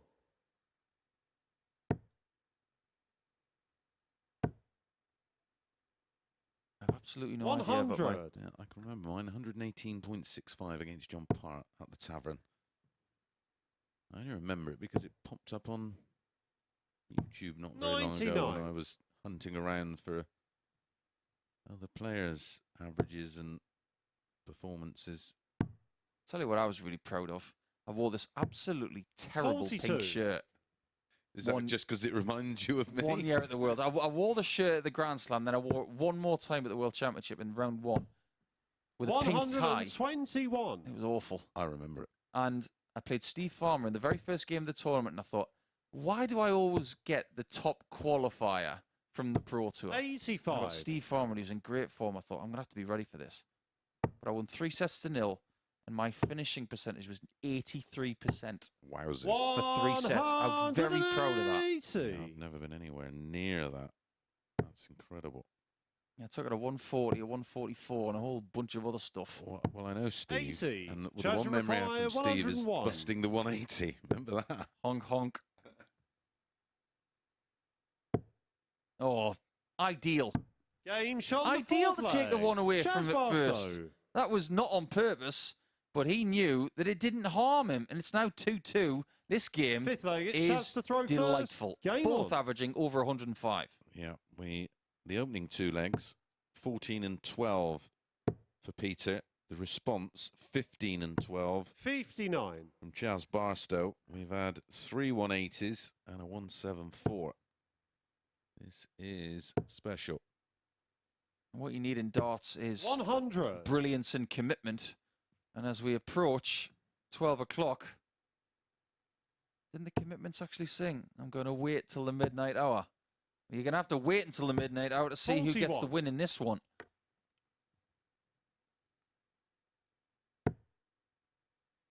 Well, maybe they're just having a bit of a breather. 80. I should think so after the opening 4 legs. It's a bit like putting a belly of pork under the grill, trying to make the crackling in it. Start of it's all very blistering. 93. Well, the first 4 legs were one you just got to keep doing it, haven't you, Paul? You just keep digging away, pal. 53 darts used in winning those opening 4 legs between them. 45. Sorry if you're not aware, Chris is on a bit of a health kick this week, so I'm making food references like pork and patty to make him feel bad. 93. Possibly 2 of my favourite things. That was another song in a movie, wasn't it? Just give me an idea for a sandwich. Slow cooked pork and patty a sandwich. Just going to pick Chris up off the floor. How about a bit of beef Wellington with the patty and mushrooms? Oh, now you're talking my language. 140. Oh, can Jacques get a 136 to leave himself a really good chance? But the way that Barstow's finishing here, it's questionable 41. as to whether this goes 75. because he's 1 in 3, and he only gets 2. Game Who shot. am I to question Chaz Barstow? Chaz Barstow. 3 on the spin for Chaz after trailing 2-zip. 89 average in his Sixth leg, first it's Pete's game. to throw first. Game on. 96 in his game after that. He's climbing the ladder of improvement tonight to 102. And he has survived that 140. onslaught of Jacques early. And all of a sudden, he's the aggressor. Almost up 6. 100. And then up another 6. He'd have to jump like Michael Jordan if he wants to get anywhere close to his personal best. 140. Because he's in the silver medal position. He was 1 dart away from getting a new record when he registered 117 140. a few months back. 117 in best of 7 is incredible. But that record of Jason Askew still stands from week 1 100 of last year. Yeah, it's been threatened a few times, hasn't it? It's just not happened. Well, Cam Crabtree, of course, on 60. on debut, was very close to creating a new record. Pete, you require That was 121. 120 on the floor, and it's cost Chaz Barstow a chance for the match, maybe. Ironically, he might feel better if this... 89. Oh, he chose not to go for the ball. Good play. Why go for the 11? I was just going to say he'd feel better if Jacques had taken the 121. 140. Because the 120 on the floor wouldn't have mattered. But 32. as it stands, it actually did matter. Game shot in the Beautiful 6th leg. From Jacques. What a Peter great game this Jacques. has been. Yeah, that was a 13-dart hold to take us all the way. 7th and final leg. It's Chaz to throw first. Players Game still on. averaging over 100, well over 100. It's fascinating to me that maybe those 2 darts on the deck 99. could have cost him the match if he doesn't hold here. Yep. When you think of the finishing 100. last time out for Peter Jacques, he's only had 5 darts at a double in this match. And he's hit 60. 3 of them. He missed 25 in his last game. Yeah, he had 29 darts at a double in this previous game. He had 24 less than that already. 96. It just doesn't make sense. Yeah, it doesn't make sense. A bit like the leg difference disparity in Group A. Yeah. Over 60 legs between top and bottom. 6-0, not 97. 1-6. 60. Yeah, new record, wasn't it, by Raymond Smith of plus 33? Yep. This looks good. Very It's good. better than good. 162. Get to a finish, Chaz. Well, Chaz had that in the opening match, the 162. 140. Peter, you require This is a 143. Michelin-starred dish, this game. Absolutely sensational. And Barstow, who loves tops and sees Jacques approaching a 2-darter. Does he At go 25? 79. Chaz, you require I think he does. 105. Oh, it's a 19. So it's 86 left with 2. And this might be the only chance he gets to win this match. 54-32. Oh. Oh. What is it about getting close to the finishing line for Chaz? 37. It just hasn't worked out. And Jacques Peter, you require could steal another 64. one, but this time with brilliance. Double 8. 56. Oh, and you just knew there was a little Chaz, you groan in the air require before it hit the 68. board. Yeah, mid-flight. 68 for Barstow to win it full 3 and remain unbeaten. Peter thinks it's in. 64. I don't know whether he threw that one a bit Peter, you quick. require 8. One at double 2. I think he may have got ahead of himself and thought, I'm going to hit it, but forgot about his process. And he's a Game, terrier, shots, all right. And the match. I don't Peter know how he won Jacques. that match, but he got a little bit fortunate. They both averaged in excess of 99, but it was an encapsulating contest. I could easily watch that one again, and I'm already looking to those guys playing each other tomorrow night. Could be just as good as that. The doubling was excellent, the scoring was excellent, and the averages actually came down in the end.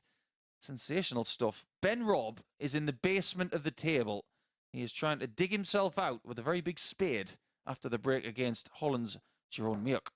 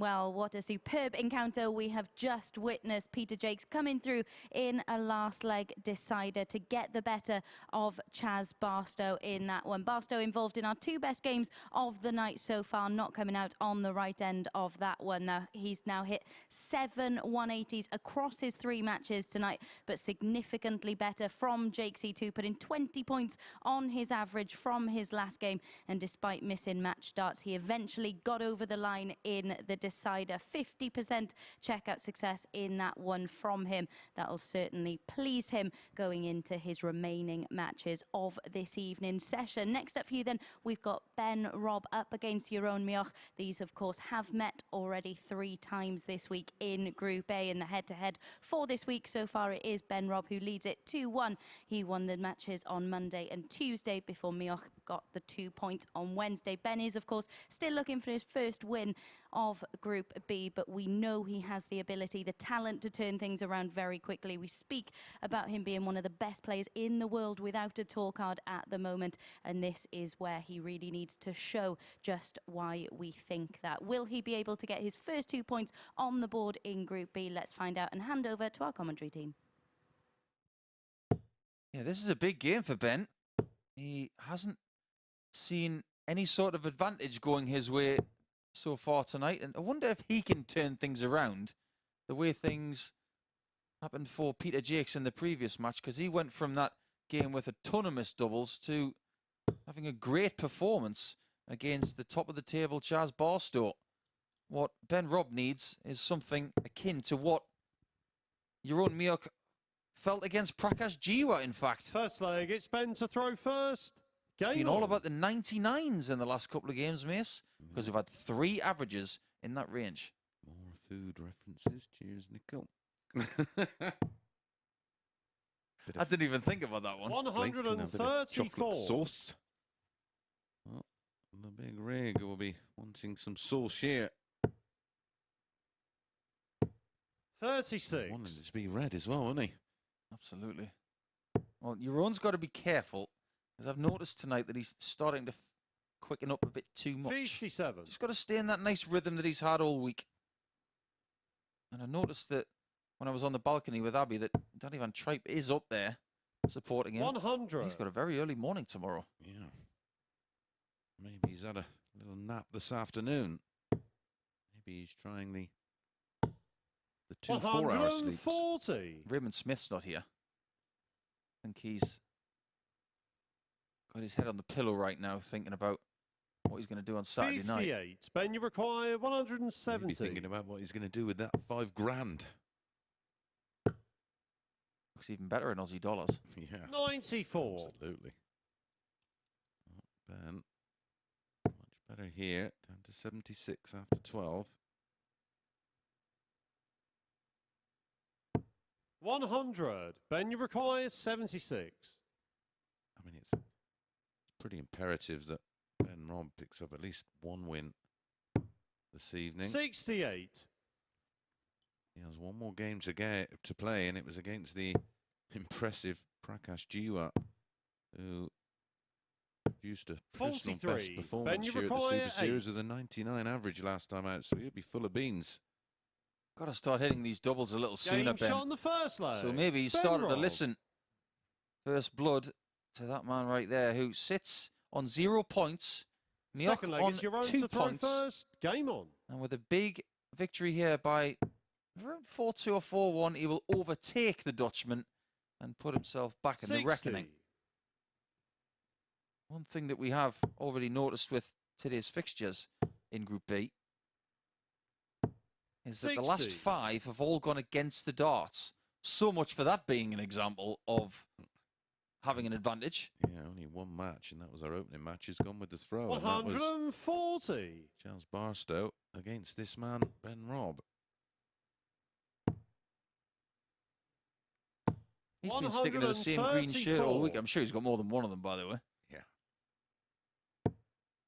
Some people get a hold of a colour and they think, yeah, that's a bit of me.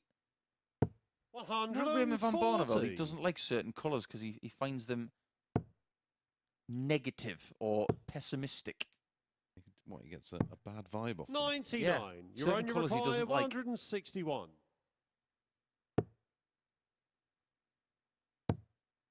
Good job it's not orange. It's one of the colours we haven't seen from Jeroen this week. Oddly, from a Dutchman. 125. Maybe, like Tiger Woods in his red shirt, he's saving it for Saturday night. 180. It's never a bad time. You're only required 36. To leave 28 and pile on the pressure, it's perfect. Game shot on the second Pressure leg. is for tyres. Jeroen Mioch. Records are for DJs. Pressure is for tyres. 13 dart hold. Third leg, it's Ben Records to are for throw DJs. first. I like that Game one. on. Records tend to be broken in darts when you've got no idea what you're doing. 100. Big averages. 9 darters come when you're in that rare bubble that you very seldom find. 57. And you always have your best average, and someone comes up to you afterwards and said, "Oh, do you know what you did there?" A bit like when Peter Wright did that average record of 123.5. He had no clue until Christoph Ratajski said, "Look at what you just did." He pointed at it, didn't he? I think you just get zoned out. 100. I think if you're 3-0 up and you know you're playing well, the worst thing you can actually find out is how you're playing 97. statistically. I know, but we count darts when you're in like a real having one of those spells. It's not that I have very often to me, but when you're actually in there, it's one of the rare occasions you actually stop counting darts. The majority of the time, we're a nightmare for doing it, especially 24. when you go back to the old Super League days and you're thinking about 30+ averages and you're just sort of locked in and thinking, right, I need a 14 or less here and I'm going to average over 30. 59. Yeah, that's how I used to think. And then 24 darts later, yeah, you want to throw them in the bin. I stopped thinking about averages completely. 140. I started You're only required not just hit 30 averages, I started hit 35s. Yeah.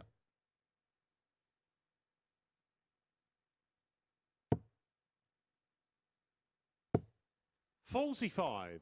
Ben, you require 80. Inviting. Still, single's got to be good, and the tops has got to be pinpoint. 40. It wasn't far away. You're only Jeroen's got a really good 115. opportunity here to take the lead. Biggest finish he's had tonight, 150. That was a stinker of a first start. 43. Ben, you require 40. And those second two darts went in a bit more upright than the Game others. shot on the third leg. I just wonder Ben if Robb. he's placing his fingers on the darts in a slightly different position. Those long points, Fourth leg, it's it's your own to throw important that people first. know that Game on. the points do have a bearing on the balance of the dart. Absolutely. These are coming out better. 140. Much better. If it's a little warm in there. Players don't appear to be sweating up. 134. Yeah, it's a bit chilly outside. Jack's outside. Jack Frost. Yeah, the walk to the venue was a 95. sharp one, let's put it that way. Thought I was going to need to put chains on my shoes. 47. Yeah, it's a little bit different in New Zealand and Australia right now. Because it's their summertime, of course. 139. Great darts there from Jeroen. And Ben's not going to find the maximum he needed to get to a finish. 42. And You're Mioch only has got require plenty of time to 127. negotiate this 127. Yeah, it looks like another fairly comfortable hold of throw. 47. Let's see, it's a max. And look at the room. 140. Disappointed. You're only require I've actually had 80. a question on social media about a max. I'll address that in the next leg.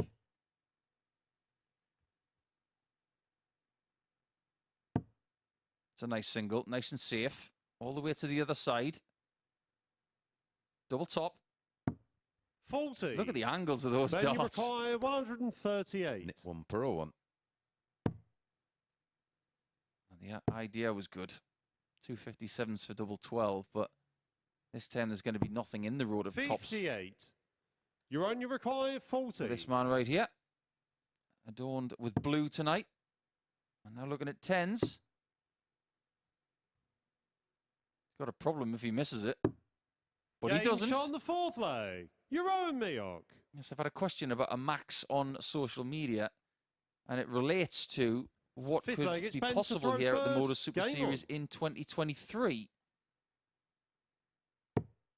If post-Q School, certain players do not get a card with the PDC and their professional tour for the next couple of years, or on the other side of it, if some players do not retain their status by getting through the second phase of Q School, then they would be eligible to play with us 45. next year. And the reason I say Max is because somebody said that maybe Max Hopp could play with us next year. Well, I'm sure he would be asked to do so 93. if he does not retain his tour privileges at European Q School in January.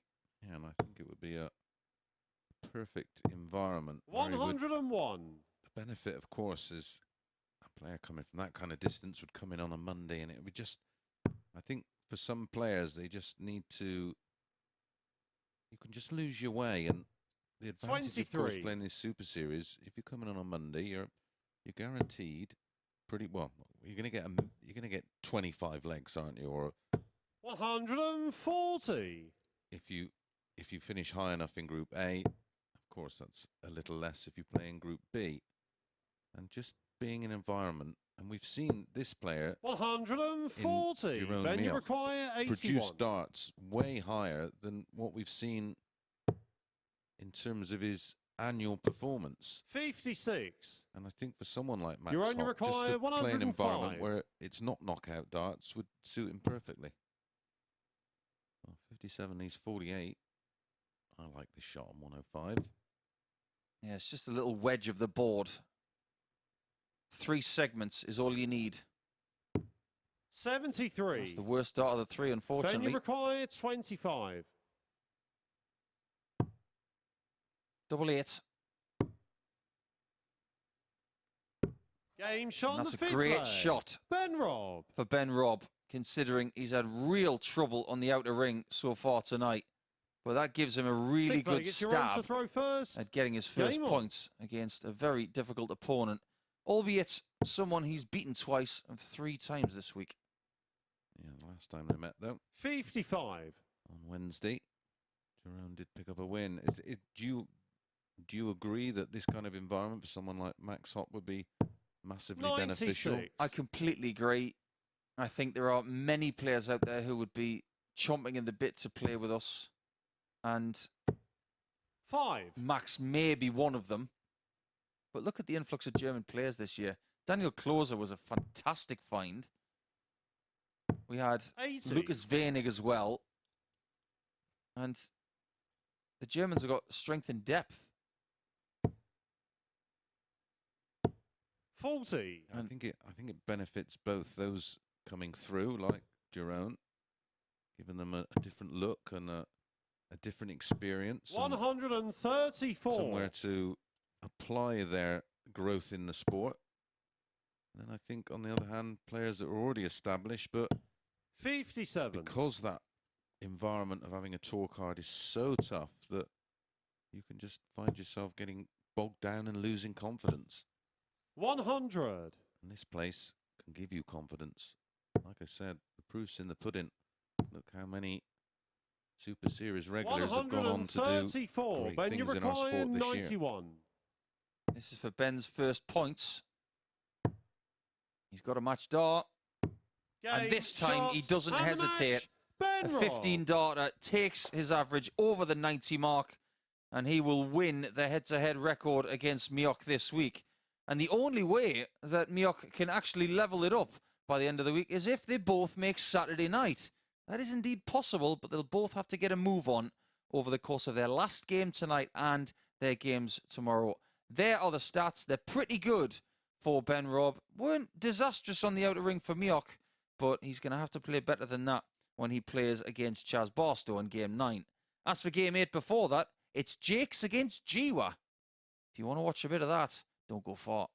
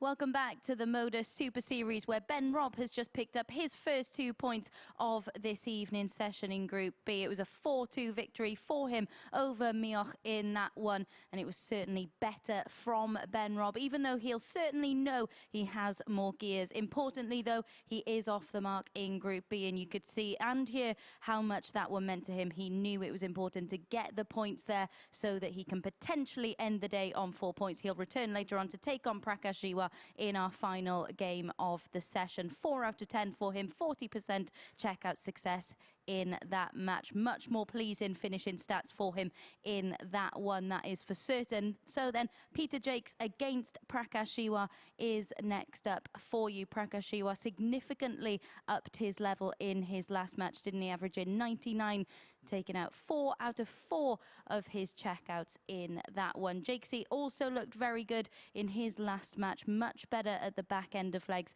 with an average just shy of the ton mark in that one. And I think it's fair to say, if both players can replicate those levels in this match, we should be in for an absolute cracker in this one. We've got 3 more matches to bring you in this evening's session. Let's tuck into this one then and hand back over to the commentary team to talk you through it. Yes, let's tuck into this one. Pass the knife and fork at this early hour. How about a midnight snack, including Peter Jacques and Prakash Jiwa? Could be good, this one. Average age of around 51, or just under 51 maybe. But well, they both averaged 99 last time out. Peter Jacques 99.83. Prakash Jiwa exactly 99. But they go 1-5. Peter Jacques 10-3. Prakash Jiwa. Yeah, that look. Yeah, I don't get that.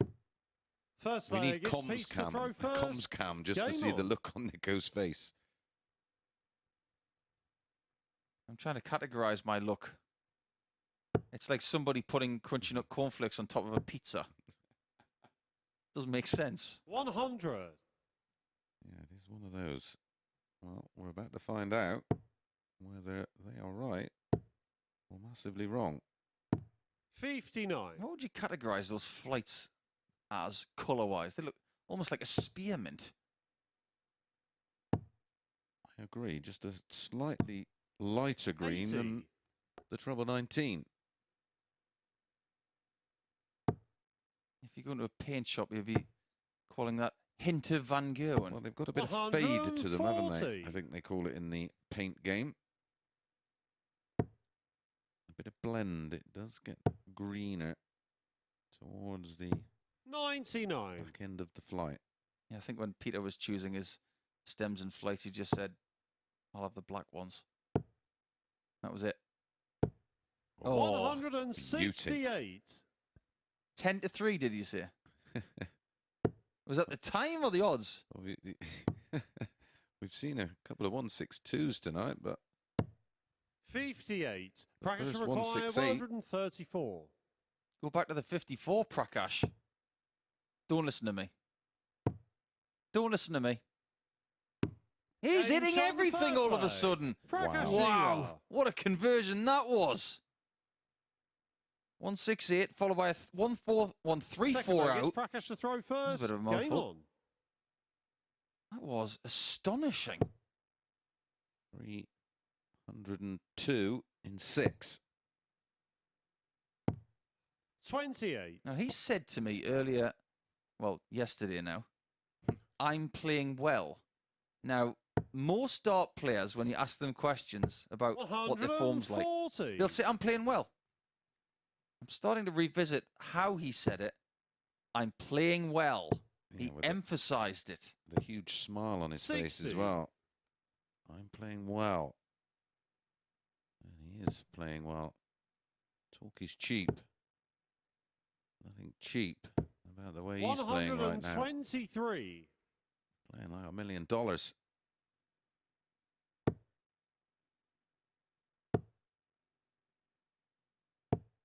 He's over the age of 50 now. If he puts himself in a pretty big shop window, he might be looking at some senior stuff next year as well. No. Stop giving him silly ideas, Nico. 80. Peter's got to wait because he's only 49. Probably a good thing because he's averaging 111 and losing. 100. PT required 58. Double top. I think this is in. Game We shot. had the a second 12 leg. in leg Peter 1. Jacques. That's an 11 break back for Peter Jacques. Next to 10, leg 4 Third will be leg, a it's 9. Pete's to throw Nico. first. Well, I've got Game this on. theory. There is no evidence to back it up, by the way, before we start. But when somebody's got a check out like 58, and the first start in the single is in the 55. bullseye of the single segment, I think it's always a good sign that they're throwing well at that visit. That's why I said he's going to hit this. Well, they're hitting what they're looking 53. at. Well, we do well to get a 10 from here. 96. Just looking at the illustration in the middle of that white rose on the back of his shirt. Has the little cartoon character 60. got a blue and white shirt on? I'm not going to say which team it is because I don't want to get it wrong. Our colleague Chris Murphy is a Sheffield Wednesday fan. 140. Can you imagine if I said that he was a Huddersfield fan? I'll let Peter tell me a little bit later on as to which team he supports. 60. It might not be football. It could be rugby. It could be league or union. You don't want to take these things Yeah, you don't want to get and that wrong. guess. 140. A bit like I said about Conan Whitehead. I thought he was a Gillingham fan. He's actually Welling United. Yeah, I got that on the end of a clip of the lug. 80. PT Another on requires the floor. 70. He's got 58 again. Game And he shot. hits the it third again leg. with 2 Peter darts Jacques. to take a 2-1 lead. That was a 15-dart hold. Our first hold of throw is average Fourth leg, it's Prakash to throw 105.71. first. Game on. My word, this is a tough group. You look at some of the 100. big statistics you're seeing. Great finishing. We didn't get one missed double in Prakash's previous game. Absolutely astonishing. Not have one in this 54. one, Nico. So when Prakash plays, nobody misses the outer ring. Nope, we've had a 1-3-4, followed by 41. a 58 and then a 70. 9 legs of darts without a missed double. In matches involving Yeah, Prakash. Wow. 58. getting a bit silly now.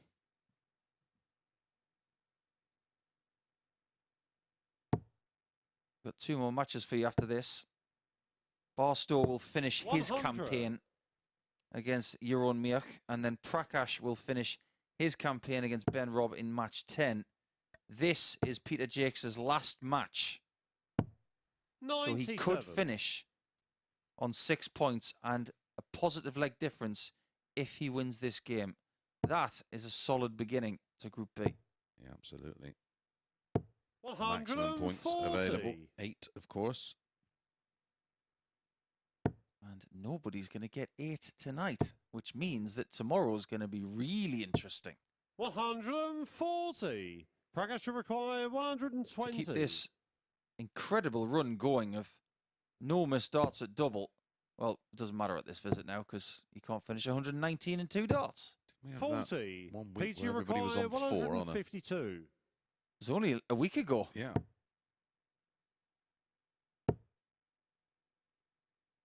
Possible tonight. 60. It is. Prakash to But require Prakash has 80. got to win this game. It's going about it the right way.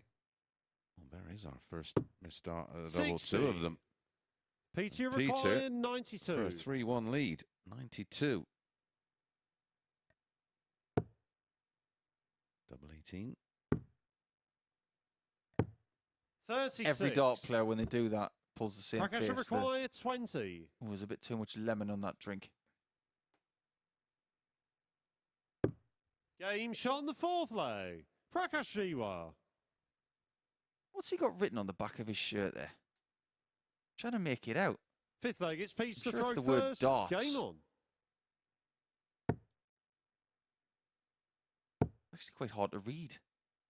There's a lot of red going on 100. the stage, isn't it? This is Peter's black and red number. He's got a white and blue number and all sorts of different other ones. 60. I'm going to have to go and see that shirt because I can't quite make it out. I think it's a Darts Road 100. It's a bit like that old Manchester United shirt, you know, when they played at the Dell and they had to change it at half-time because they were saying they couldn't see the players. 140. Oh, it was fascinating. Southampton gave Man United a walloping. And at half-time, they changed the kit because they said, we can't see each other on the pitch 83. because the strips were blending into the audience. Likely story. We used to have that 60. strange thing that dart players weren't allowed to wear the same colour shirt, and the higher ranking of the two players had the choice 98. because they were worried that they couldn't distinguish between the two. Well, darts isn't like that nowadays, that's for sure. Try getting Dave Chisnell into a shirt that isn't yellow. 83. He did have a black away shirt. He didn't use it very often, though. 120. Trying to get Gary Anderson out of the black shirt. He had a blue one that he wore very, very little. 100. That's a first missed dart Prakash at double Jiwa, 158. for Peter Jacques. And he used to be sponsored by that Foul Fashion, didn't he? And he used to wear the shirt that had the one sleeve that was in the 98. tartan, wasn't it? Peter required 20. Double 10. Was that when he was the Dring Boy? He hates people bringing that up. Game shot on the fifth But we'll leg. bring up the fact that Peter Jacques is one leg away from finishing his night on a very positive note. He's been dodging bullets all night. Sixth leg, it's Is Prakash he going to have to dodge more from Prakash in the next couple of legs? What's the worst dart shirt you've ever seen? Because that Gary Anderson one is 43. very much up there for me. It didn't befit him at all. Well, I had an horrendous one once, and 100. there's a woman that makes boxing shirts, and a pal of mine who's a pal of Ricky Atten's was going to get her to make me a dart shirt. 100. It all went wrong, and there was someone who said, well, I think I can make one. And he didn't tell me that the original one, which was amazing, that he was going to have made, 83. wasn't made. So he decided at the last minute to go and get one made for me, and it was horrific. And because he assured me 59. that he was bringing me my shirt, I didn't bring another one and had to wear it. Oh, Tommy Cox looked at it and said, what on earth is that? 140. I wore a tartan shirt once with a black tie. I don't know what I was thinking. That was worn once. 60. I also wore a purple shirt with a black tie at the World Championship the same year. I don't know what was going through my mind at the time. Well, the guy who done it to me, still my pal, Daz Lee, from Manchester. 138. I don't think Prakash is going to be pals with Peter. Maybe for the next 15 minutes or so, because he's on the cusp of getting the 6 points that he's after. But there is pressure on it now. Full credit to Jiwa. 40. Does it make any difference? And in the 30. background there, Jiwa thought, I might Prakash get a shot. 59. He was right. Buckled the wire on the double five. Tops for a level game. Don't quite know how. 39. Golden Peter opportunity. required 10. He wouldn't have had the darts in leg 7, but what a chance to take it the distance. Game, shot, And he can't and leave the Jacques on match. double 5. Peter He's won at Jacques. least 3 key legs on that double tonight. And I swear he's going to be really pleased with 6 points going into Friday night's action. That's an excellent display, albeit it was a lot better earlier on. 44% on the doubles, an average almost around 94, and he's done for the night. Prakash will have to come back to beat Ben Robb to try and take 4 points away from the evening. But the penultimate match of the night will see Jeroen Mioch up against Chaz Barstow, who started the night, and his night will be over like Peter Jacques after that.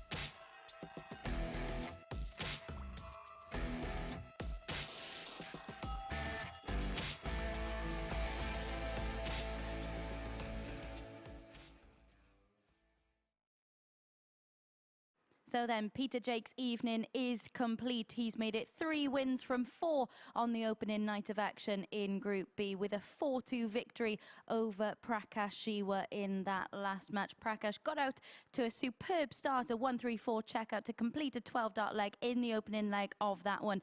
That was a real standout for him in that match. Jacques then responded with an 11-dart break, a really incredible standard from both players early on in that one. And from there, his finishing was really impressive. Such a huge improvement from earlier on this evening. 4 out of 9 on the outer ring from him. And as I just mentioned, that is Peter Jacques' evening complete. And Prakash will be back a little bit later to take on Robb in our final game of the session. But now for our penultimate match of this evening's session, as Mioch takes on Barstow. Chaz Barstow looking to make it 3 from 4, just like Jacques has just done, and leave himself very handily placed at the halfway stage. His one defeat was against Peter Jacques, a game where he produced his best finish of the session, though. There we could see it against Mioch, who's taken out the highest finish we've seen so far this evening, this 150 in defeat to Prakash Jiwa a little bit earlier on. So then, Mioch against Barstow, our penultimate match of this evening's session. Let's get into it, shall we? Thanks, Abby.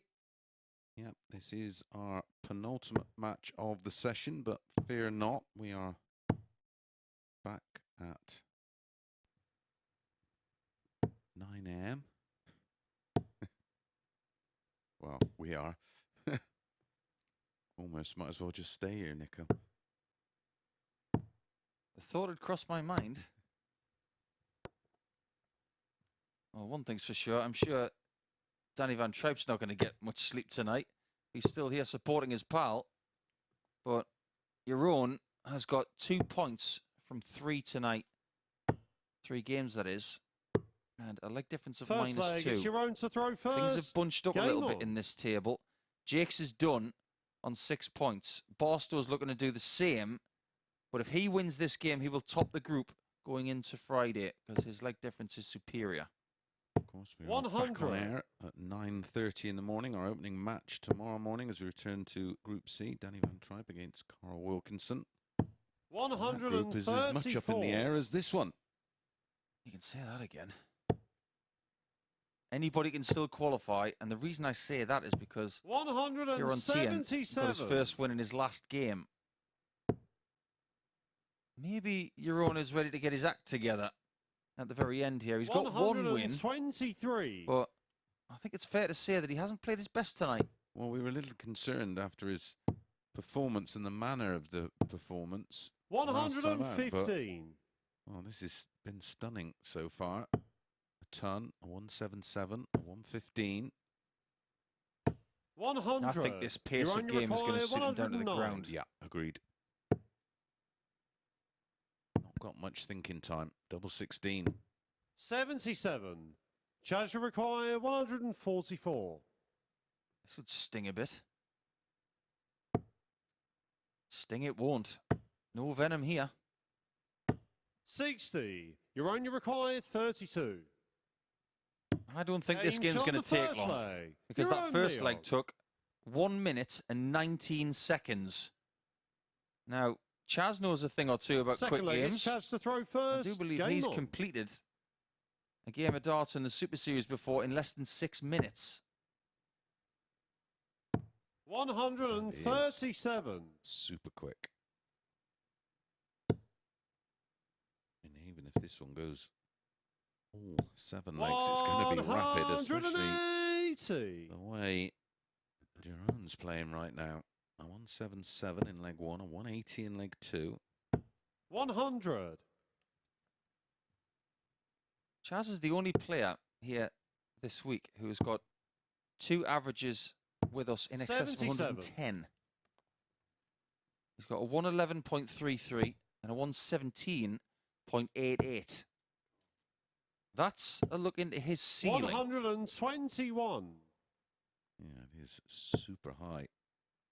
We're seeing some of it from him here. 121. Chaz require 143. Could be on the verge of going 2-0 down because Mioch is averaging 120.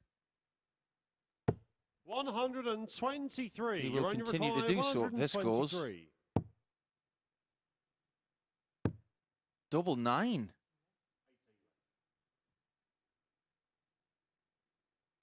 Wow. On the second leg. What a lead. What a performance so far.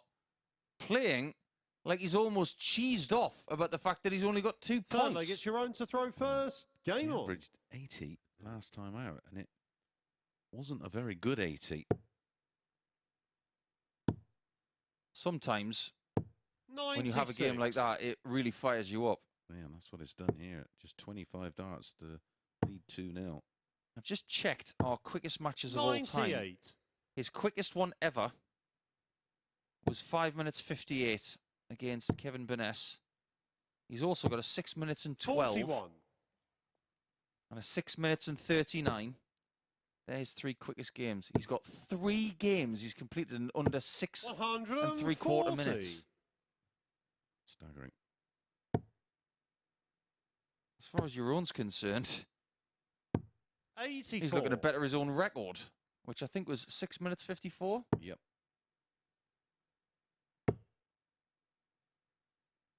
99. Sensibly leaves the 164. The way this man has been scoring. 96. Well, Chaz not on a finish require after 12 this time. 164.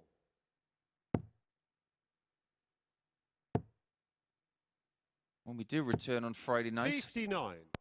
this will be Chaz's first game. So he's getting a really good idea of what he's going to be up against. no matter what his points total is going into the second session. Massive pressure on this 105. Tops incoming. 65. When he's playing well, Mioch does find a lot of treble 19s. Expect him to have a look at double 16 here. How wrong can you be? Well, if he hits the 54, he will. 81. Well, just in case. Chaz, you require 40.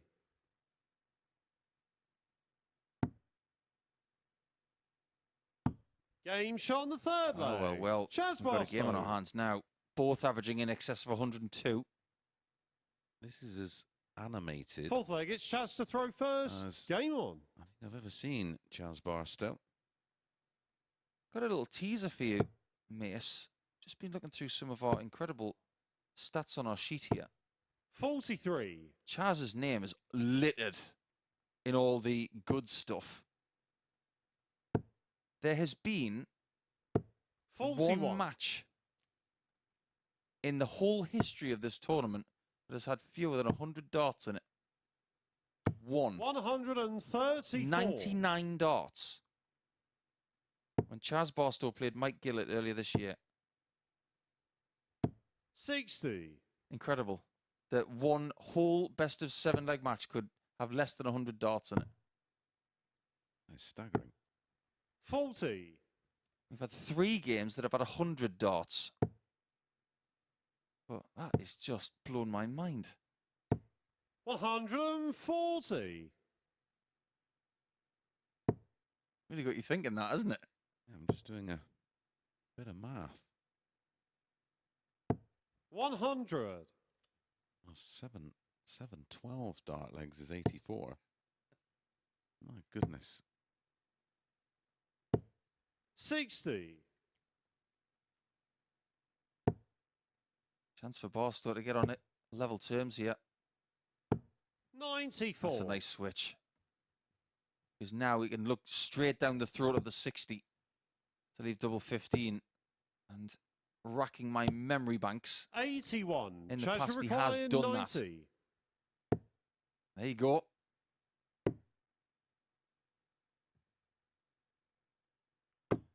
$60. Chance. Went the other way, didn't it? You only require 119. Got to start on 19s here. That leaves a straight ton. After averaging 120 99. in the first couple of legs, Chaz, he's you been require reeled in. 30.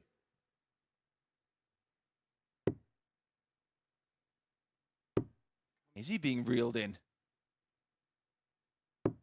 Don't No underestimate score. just how big those You only 5 require misses have been 20. at double 15. Game shot. Because now we have a 3-1 lead unexpectedly.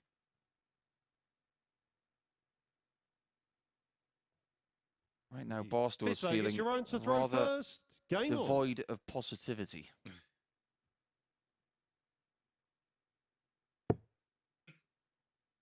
That's a brilliant explanation for, yeah.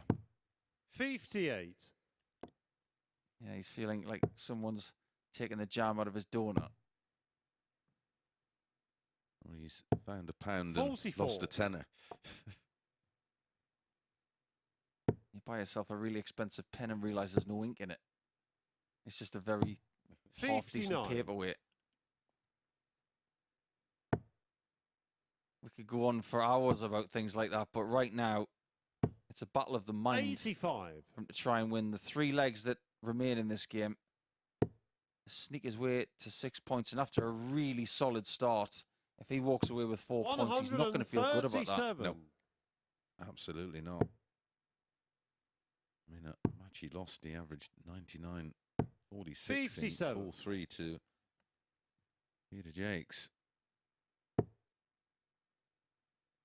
This one, Will Smart. 57. Even though it's only 57, a trebleless visit there. He's still got an advantage of 125. Chaz is not going to make a finish now. 6 darts for Jeroen 59. at 190 for a big 4-1 win.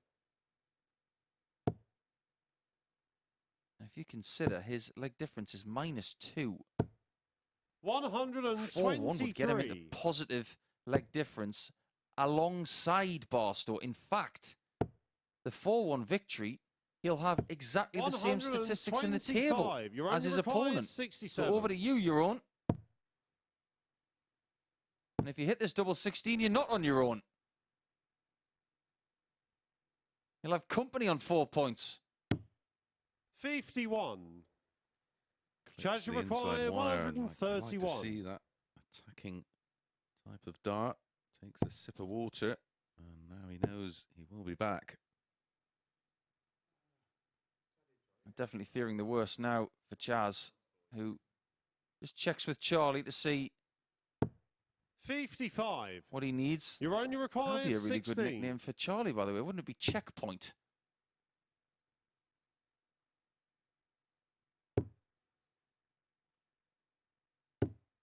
Oh, Low how was that score. missed? Well, he can't believe it. He can just Chaz look at his requires face. 76. I don't think Charles Barstow can quite believe he's getting a go at this 76. Can he find double 8? It's as if Jeroen's going through a conundrum at the back. Game shot on the 5th leg. And the conundrum Chaz is, he's Barstow. got to go all the way back to 501. That is a 4th 6th leg, it's consecutive Chaz to throw first. break of throw. Game on.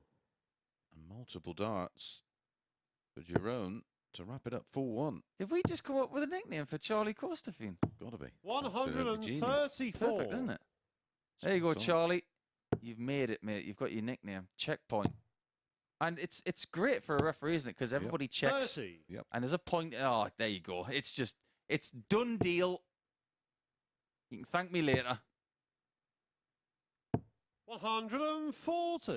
What are you going to say? Dundas. That's another referee. No, we haven't had any 174s in this game. 58. Barstow running away with leg 6. Could be 18s. 93. Oh, make no mistake. If Chaz gets out of this with a win, Mioch is going to feel like this is a catastrophe. 100. Yeah, Chaz require 134. Angle 16. 94. Tops after 12. At least Jeroen's got the darts in the last leg. That's about the only positive I can think of right now. 93. The Chaz only require consolation. 40. 10s for Barstow. He Game finds shot on it, the a 6th 14 leg. darter. Chaz Barstow. And a rare hold of throw in this match. Only the second hold of throw, but Jeroen 7th will be and final hoping leg. It's Jeroen to throw first. he gets a Game third on. hold of throw and wins the match. If there's a break of throw in this leg, Jeroen's going to be thinking like someone who 59. is about to throw up after having the world's most expensive champagne. What a waste. Yeah, that's exactly what he'd be thinking. It is a 80. waste of a commanding position. He led 3-1 and then had darts to seal the deal. 4 of them. And let's not forget that the dart at double 16 was so close. And so were the 3 down the wire at double 8.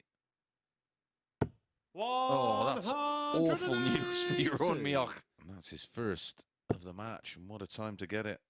I was going to say a 180 from Mioch wouldn't even leave a finish. Well, he's got 3 trebles as well, but 2 green ones. Oh, what's happening here? 140. Barstow's going bananas.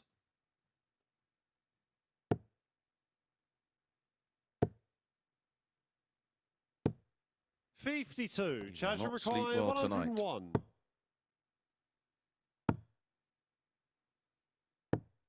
69. What we have to say, I guess, is that Barstow's not over the line yet. He's had a bit of trouble on double 15, which is the exact same height as double 16, but it's an even number double. 99. Chaz require He's going to fancy the 32. win.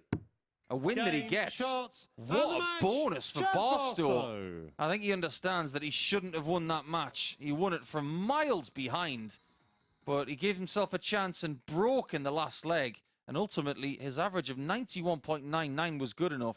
And 1 in every 3 shots at a double hit was good enough too. It wasn't the quickest game, but it was a very, very unusual match where Barstow sees himself finishing on 6 points tonight, and he will lead the table going into Friday night.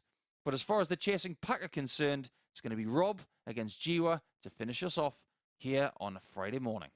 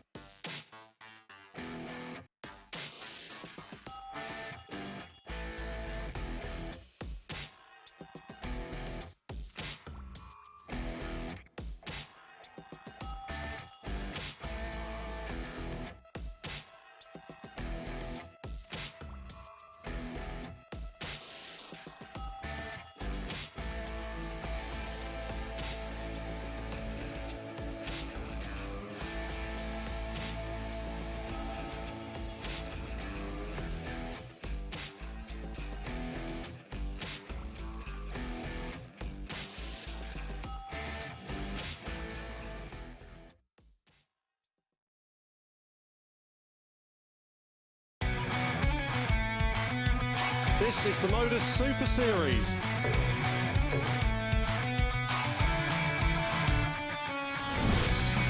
$180.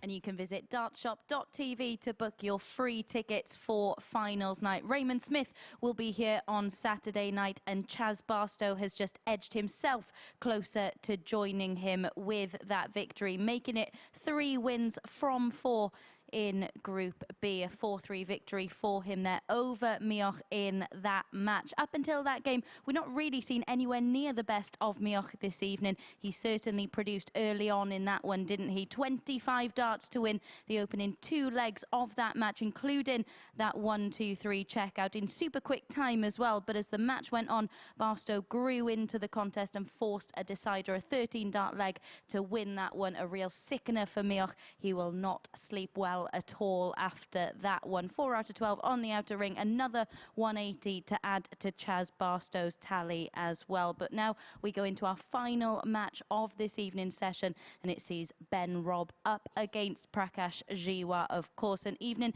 that started really poorly for Robb, but he can, of course, end this session in 3rd place with a convincing win in this one. It won't be an easy task, though. Jiwa has certainly shown in patches what he's capable of, producing this 1-3-4 to complete a 12-dart leg, but ultimately in a match he went on to lose. Who then is going to get the final victory of this opening night of Group B action? Let's hand back to our comms team to find out. Thank you, Abby. And the long shift tonight goes to Robb. He was here in game number 1. And we'll finish up in game number 10 as well. As for Prakash, he joined us in game 3, so a 7-game stretch for him. And so far for both players, it's 2 points each. So the winner of this one will go to 4 points and occupy 3rd spot. And we'll be in a provisional qualifying space before we go into session 2. Yep, the top 3 join Group A winner, Raymond Smith. And the top 2 from tomorrow morning's Group C, which first leg, it's Prakash to throw first. 9:30 game on tomorrow morning, and is played to a conclusion. Who do you think is going to qualify from Group C then? You knew I was going to ask you it. 100. I have as much chance of telling you that, and who's going to qualify from this Group B. Well, I'm going for Dylan Slevin. I think he'll make it. 78. Same. As for the other one, good luck. Yeah, just join us from 9:30 and we'll go into that a little bit deeper. Need to sleep on it. Yeah, literally. 180. Well, again, the odds compiler is completely opposing Prakash's 58. chances here. He's 12 to 5. 3 to 10. Robb. Huge favourite in a 2-horse race. And if I'm honest, I've not seen 137. anything that makes me or would make me back Robb with any confidence whatsoever tonight. 22. Yeah, he's really struggled tonight. Prakash require 84. 85 average in his first game, then 83. Got himself a win against Mioch with a 90, so he did improve a little bit there, but there were still a few dodgy shots. 28. Right here, he's going to have to be really sharp. Well, much sharper than the first 9 of this leg. Yeah, we know we've seen 47. an example of the Prakash A require game 56. from Prakash and the C game. This is very much up around his A 36. game level, although that was a long way off. His A game was against 140. Jeroen Mioch, where he Prakash averaged required 20. exactly 99, was 100% on the doubles and won it with a 116. Ooh, this is a bit of a freebie for No Ben, isn't it? score. Ben, you require 156. I've seen a 156 today from Adam Atkinson in Group C. 100. Prakash required Now Prakash 20. cannot afford to make a mistake. Usually, after a few missed ones, when they have to go, they go. 10. Ben, you Wow. require 56. I think Ben smells an opportunity here. Game shot on the Bonus first time. leg. Robb. That's happening a fair bit in the last few matches of this group on Thursday night and Friday morning.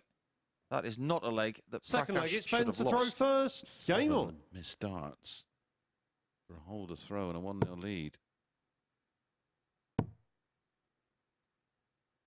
Doesn't set you off on the right footing, and 119. it just gives your opponent a bit of a tell, doesn't it? Yeah, when you maybe not quite feeling it. 140. Does that right in front of you. You all of a sudden go from maybe not fancying the job to thinking, hello, I'll have a bit of this. 96. Just out of curiosity, Mace, you don't get a great deal of big-time sports where India go up against New Zealand. 28. Apart from cricket. Yep, that's exactly what I was going to say.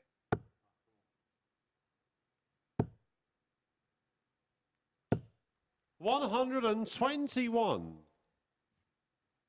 Yeah, cricket in India is pretty important, isn't it? I don't think certain people can walk the streets like Virat Kohli and 100. I think Sachin over there, Tendulkar. you wouldn't say, oh, it's a matter of life or death. They say it's well more important than that. 121. The big 19 to leave 32. I remember my old neighbour when I lived in the East Midlands. He was from Pakistan. 100. And Ben, he you did some require lovely things for me when I was 44. coming back from trips. He would leave me food, and a wonderful, wonderful man.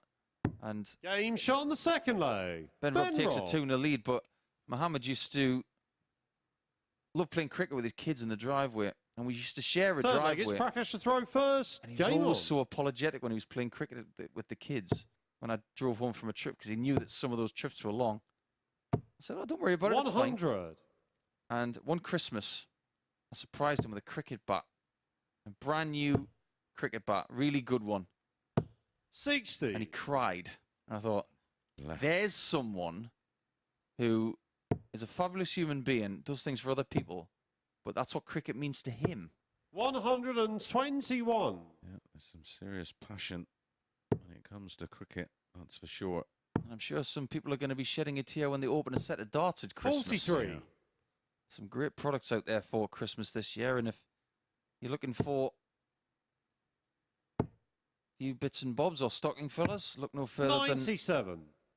your favourite dart shop. Well, they've been doing a wonderful bit of trade. Great stocking fillers, aren't they? 134. It's dart stuff, especially for the kids. Yeah, we don't get any dart stuff for Christmas because they think that we've already got everything. Yeah, exactly. 81. Take a very brave person to get us a darts-related gift, though. It always fascinated me. There was one of the 59. BDO tournaments Prakash where if you require reached the 102. last 8 or the last 16, they'd give you a set of brass darts. I was always like, well, why? I do remember when Trina 78. Gulliver actually made the quarterfinals of a big tournament, and I spoke to her. I said, oh, what did you get for that? She said, they gave me a set of darts with my face on it. I thought, they gave you a set of darts with your 98. face on them. Prakash require 24. How incredible. How incredibly Game shot on the condescending. third leg. But that's incredibly Prakash good Jiwa. from Prakash. 16 darter, gets him in the game. The Gold Cup, they used to... Fourth leg, it's Ben Gold to throw dart. first. I Game enjoyed on. that one. I had a text earlier in the week from Tori Kewish. We were talking about the Golden Nugget Classic 28. in Australia, and the winner of that tournament this year was Bailey Marsh, so he's got himself a little nugget. Of course, the PDC used to give you a 139. dart pin.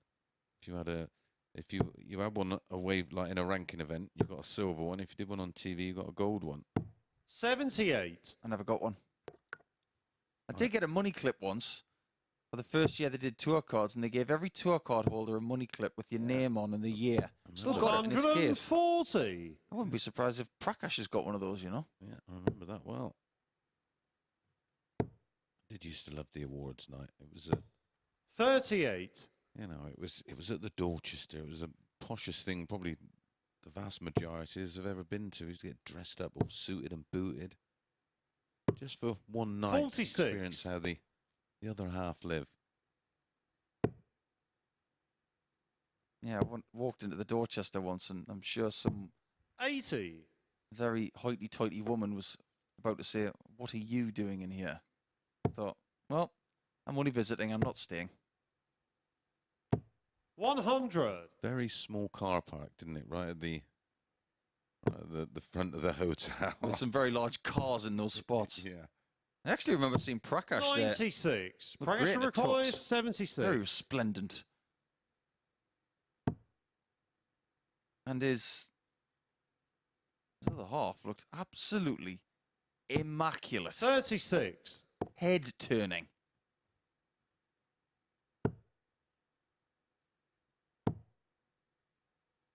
He's getting himself back into this match. He's turning his own 54. head. Yep. Prakash requires 40. Robb becoming animated and frustrated. Game shot on the fourth leg. Prakash Jiwa. Back-to-back 16 dart legs, and that puts us back on throw, and Prakash back in the match. Fifth leg, it's Prakash to throw first. Since Game missing on. 7 darts in the opening leg, he's not missed one. That is why it's 100. 2-2. I'm going to play a little bit of a game before we finish up tonight. If you wanted to assign a movie to the name of each player here, 180. I suppose you could call Ben Robb Maximus there, with that maximum there, which is his 41. first of the contest, but maybe The Curious Case of Benjamin Robb.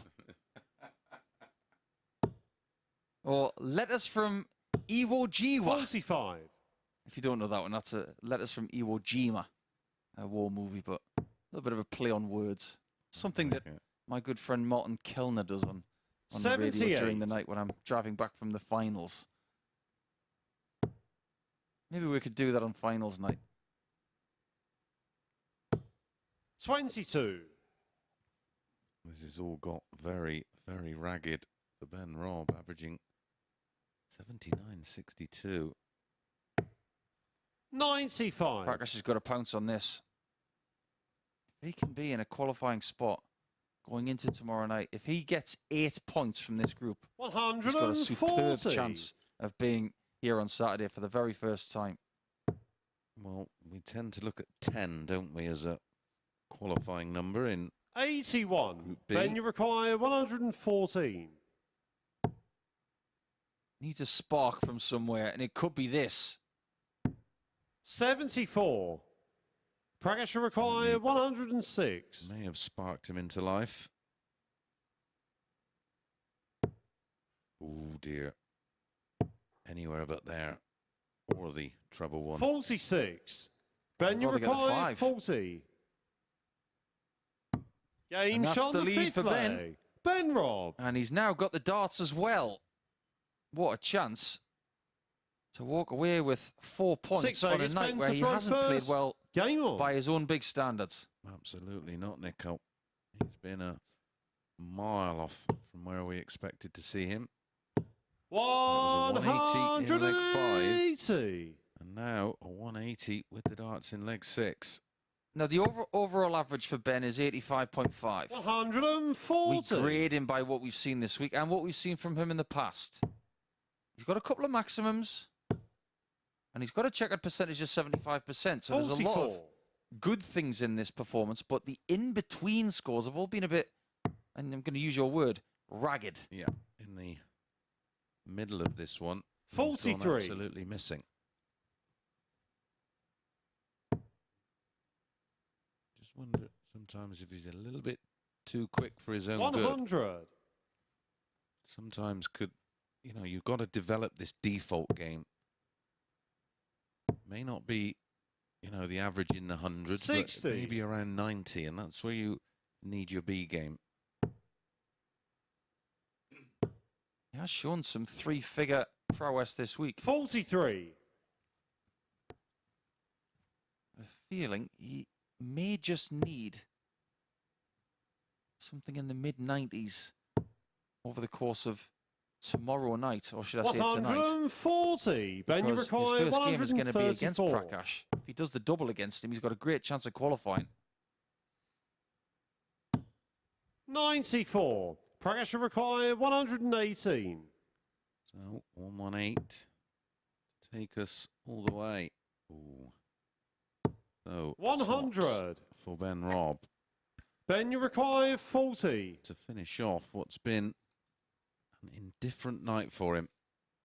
Certainly Game, give shots, him and the confidence match. Ben going Robb. into tomorrow, and he does finish it off. Ironically, Prakash got back into the match with 16 dart legs in legs 3 and 4. And Ben Robb has got over the line with back-to-back 16 darts of his own, including a 180 in each of those legs. He ends with an average of 84, which has been pretty par for the course this evening. Prakash Jiwa ending with an average of 85.26. Well, let's go back to Abby and Paul. Yeah, thank you very much indeed, Mace. Paul Nicholson, you raced up to join me for the end of that one. An 84 average from Ben Robb in there, but it was really important to just pick up those 2 points, wasn't it? Absolutely, and there are some great things about the performance, but it's the in-between scores that he won't be happy with. But ultimately, it's the result that's most important. And when we look at the league standings, Chaz Barstow been the most consistent, hasn't he, over the course of this evening's action. Do you think he'll be the happiest with how he's played? I don't think he'll be 100% happy. I think there's a lot to admire about what he did tonight, but I think even he knows that he got away with one in his last game. To walk away with 6 points tonight was pretty much a fair reflection on how he played. I think Jacques, he was very terrier-like, but ultimately I think the table is a bit cruel on Prakash, but it's all to play for. They're all bunched up. There's only 4 points between the bottom and the top. A lot can change. Yeah, I think it's fair to say with Prakash, there have been patches, I wouldn't say glimpses, but patches where he's been really, really good. It's just putting that together more consistently, and he could find himself being a big mover on day 2. Yeah, the patches have just got to be a bit bigger tomorrow. He's got to do it over the course of a whole match as opposed to maybe 2 or 3 legs. But I think what he's got to do is maybe look at that one really good performance he had, see what went right there, and if he can replicate come Friday night, he's got a really good chance of sneaking into the top 3.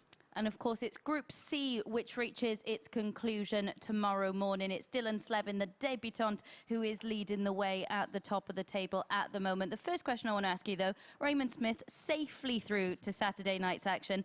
Of all the players we've seen in Groups B and C, who do you think it is going to be that concerns him the most? Because for my money, it would be Dylan Slevin. I don't think he's concerned about anybody. This is the mental state of Raymond Smith. He doesn't find himself uncomfortable inside his own bubble, and that bubble is almost impossible to pierce. That's why he's so mentally able to do what he's been doing this week. At this stage, I think Raymond is a very, very big favourite to win, and I have to hang my hat on the fact that I don't think anybody's going to stop him. And in Group C, then, who do you see going through? I'd say probably Dylan Slevin looks like a favourite if he's able to replicate that. But so many times we see someone on debut having a really good first day, but just dip in slightly on day 2 because they lose that adrenaline. The amount of times I get this wrong is you can't quantify it, let's put it that way. But I'm going to go for Slevin. I was just really impressed with him. I get the feeling that there's so many young Irish dart players who've got old heads on young shoulders. I see that with him. I see him getting into the top 2. But as far as the other one is concerned, I mean, I originally went for Kieran Tian to qualify with Carl Wilkinson. I'm probably going to have to go with Adam Atkinson. I think he might be peaking at the right time. Right then, not long at all to wait to find out whether this man's predictions are correct on this occasion. We'll be back with you from 9:30 tomorrow morning to see who will be joining Raymond Smith in finals night. We'll see you then.